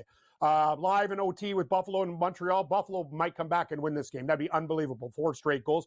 And I will take SJ Sharkey against my Toronto Maple Leafs plus 1.5 in that situation. So if I like San Jose plus 1.5, the over though is minus 240. Can't do that either. So maybe a parlay piece over 4.5 with Kings plus 1.5 to get it to plus. But I will say this: the Leafs have been playing well. They're on a nice little heater, but they're also a lot sloppier. They're very lucky to beat Pittsburgh 6-5 in overtime over the weekend. And I'll tell you one thing about San Jose: these guys don't quit. I'll take the plus 1.5 plus money, please, guys. Ooh, I like that here. Cam, all right, so let's roll. Okay. Yeah. My Panthers end up closing it out there against Tampa, and boy, does that feel, Cam, like, I mean, that feels like that rivalry is alive and well again. And Vasilevsky looks healthy 100%, and a good old 2-1 physical battle here. I think that's going to be a lot of fun to watch as the season progresses here. But did you have the Rangers tonight in that spot, or were you looking at the Islanders? I got to be honest with you. I took Buffalo in that game on the money line and plus 1.5 at a parlay. No, I took the Rangers. I don't know what's going on with the Islanders. They can't score. They just can't score. And watching the Rangers, they've been a real disappointment, but they're turning the corner. Like, I watched that game against the Leafs, and they played well. Like, they're starting to really – the Rangers are a team that they're slowly starting to figure it out. No Rempe on the fourth line. He's trying to do – he doesn't do as many stupid things, less fights, less penalties. I see them. They're more, Fox is out, so they've been more, I guess, better in their own end, too. The back checking, that's the whole thing. They got JT Miller back. He's happy to be in New York. So those are some things. This team's playing really well. As for the Islanders, they got a real problem. We'll have Kurtz on the network on 10 o'clock on SportsGrid with me and Gabe. We'll talk about this. They're not bad. They get their defensemen back. They get their goaltending. Where's the offense? Nobody scores for this team. They have no certified goal scorers. Barzal was supposed to be that guy. Palmieri's good, but he's old. I can look at every team. Every team's got somebody. The Islanders got nobody. They have no offense. None whatsoever. That's a problem. They have to win 2-1 games, 3-2 games. It's not working. Eastern Conference, Joe, to your point, people can laugh all they want. I know I've had people on Twitter call me an idiot, whatever. I've been called worse. I like the Leafs this year. I think they're a good team. They're just going to get through the regular season and try to figure it out. If you're looking for value, Joe, it's what you said. Tampa Bay. Plus 850 on Tampa Bay. Overtime.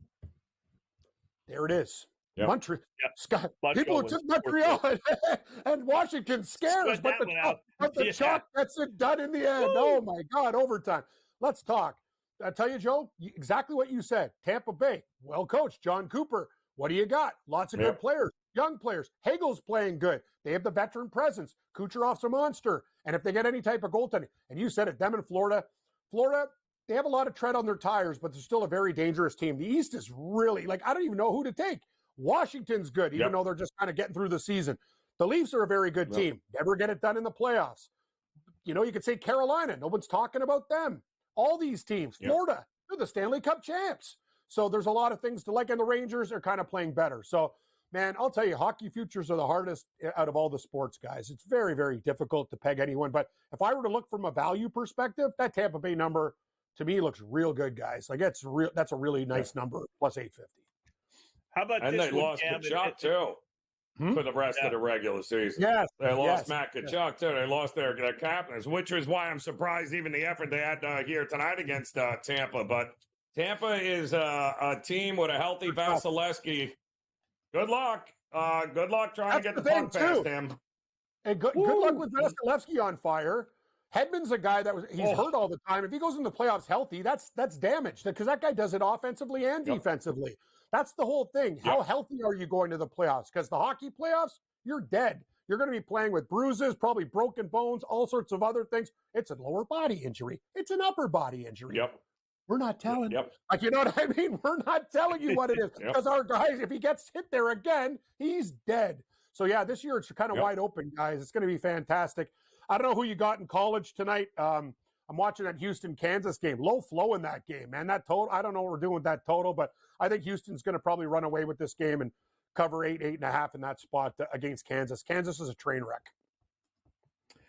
I do got one NBA game. Well, a couple NBA games here, but this was the head scratcher to me, Cam. It's Oklahoma City 110-94, right? Early. And I mean, first minute and a half, fourth quarter. That's 100, and that's 204 points, and they're giving us an over-under of 253.5. I mean, are these two teams all of a sudden going to be playing defense to have basically a 50-point fourth quarter? I mean, how don't we just pound the over on that one? Yeah, we'll do that, Scott, and I agree with you, but let's chalk this up to, I like the over too, but if there's some kind of monkey business that goes under, let's remember these trap lines. But I agree with you 100%. I think the over is the only way to go in that game. Like, yeah, there has been no defense, and I don't think there's going to be any defense. By the way, live line, give me Weber State plus 6.5 against Northern Colorado. Joe, I got to give you something from the dumpster. There it is. Weber State, please. Boom. Well, those dumpster flyers. Yeah, there you go. Better than my regular flyers, Scott. That's terrible. Right.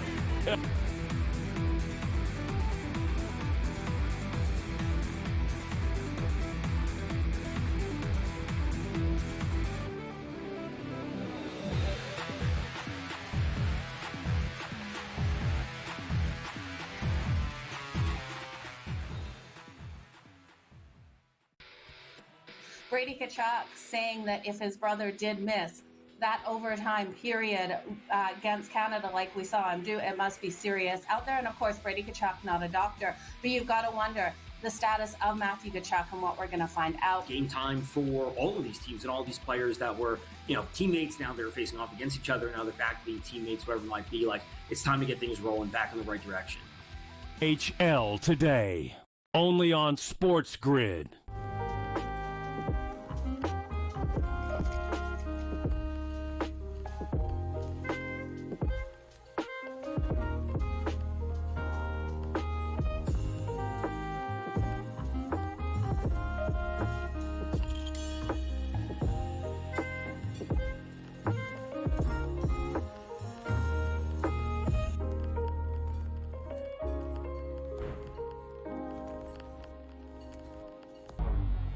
Two guys that can do it all. Too much electricity this morning. This is a good time. We're having a lot of fun. I had to do a triple take. Ka-ching!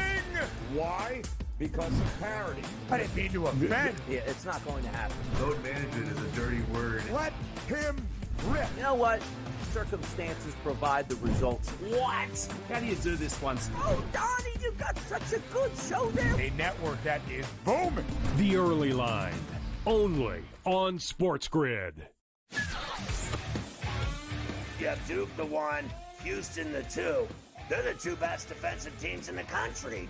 I want to see them play for the right to go to the Final Four because I think that would be a kick-ass game. Duke is really great on both ends of the floor. They can score and they can defend, and that's why they win by big numbers all the time because they're really good on both ends of the floor. I don't trust Houston's offense. Pharrell Coast to Coast, only on SportsGrid.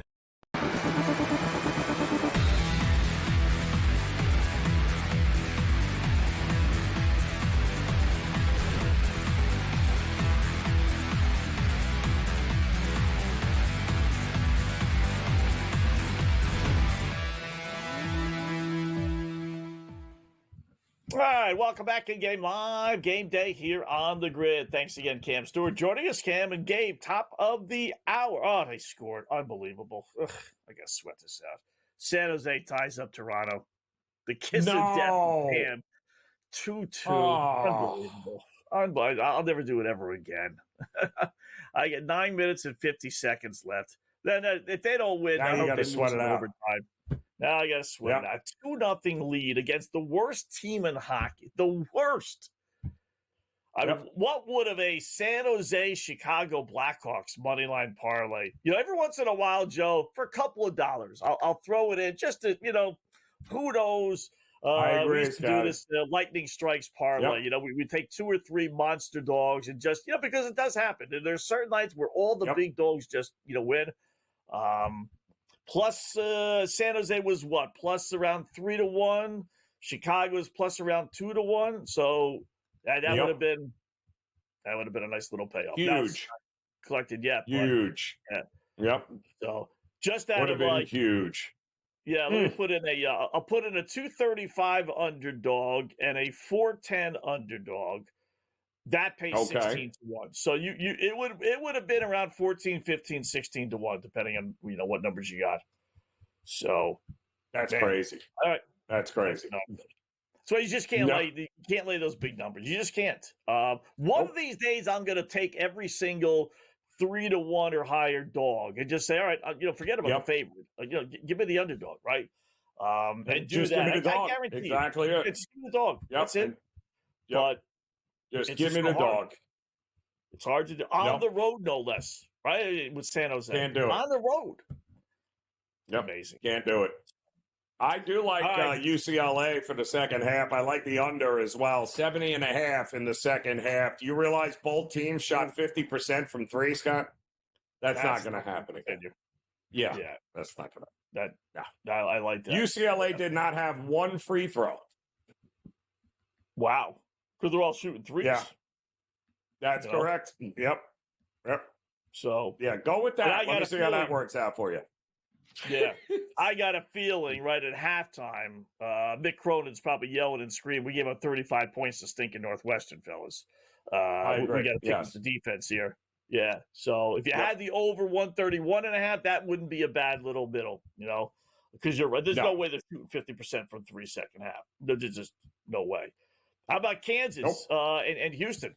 Final seconds first half. It was a 1-point game. It is up to 5 now. Houston leading 30-25. In fact, 30-27 is your halftime score. Houston by 3, 7.5. The over under. I saw as low as 122.5. It's gone up a little bit. We had a little bit of a scoring tear there. The final minute. So, but it's still below the number 127.5. Well below the number. And it was, Houston just was not, they were awful shooting and missing a lot of shots right around the rim and 2 points that they have been notorious for. Give Houston, give Kansas credit, but quite honestly, Scott, this should be a totally different score at this particular point in this game. But Houston at home, they were a 9.5-point favorite. They're up 3 at the break. It would be all Houston for me in the second half here. I like their chances to be able to run away with it, especially since they were 30% from the floor in the first half, 12 of 39. Wow. No. Wow. Nope. That can't. Just like the other one can't continue with the success, that one can't continue with the lack of success for Houston. Correct. Right? I mean, Yep. Our Black Cloud player today looking, I don't want to jinx it, but at the half, Jackson State 46, Prairie View A&M 37. 83? We got 83 points. I think we're pretty good. Over under now is 159.5. If you wanted to play a middle, you got yourself a 14-point middle. So, wow. Yeah, won't count it as a winner, but I knew that. Sometimes you got to delve in and, listen, all these goofy games. I know a lot of his statistics, and they're not really looking at it, but sometimes you got to look at it more than the computer does. And, they do make some mistakes with some of these things. So, anyway, final thoughts, final bets, Joe. You and I are back again tomorrow. So, that'll be back again tomorrow. Yep. Last one. Anything crazy here? I am NBA? looking for Houston and I think UCLA and Northwestern under in the second half. Far too many points for my taste. There you go. Talk to you tomorrow, folks.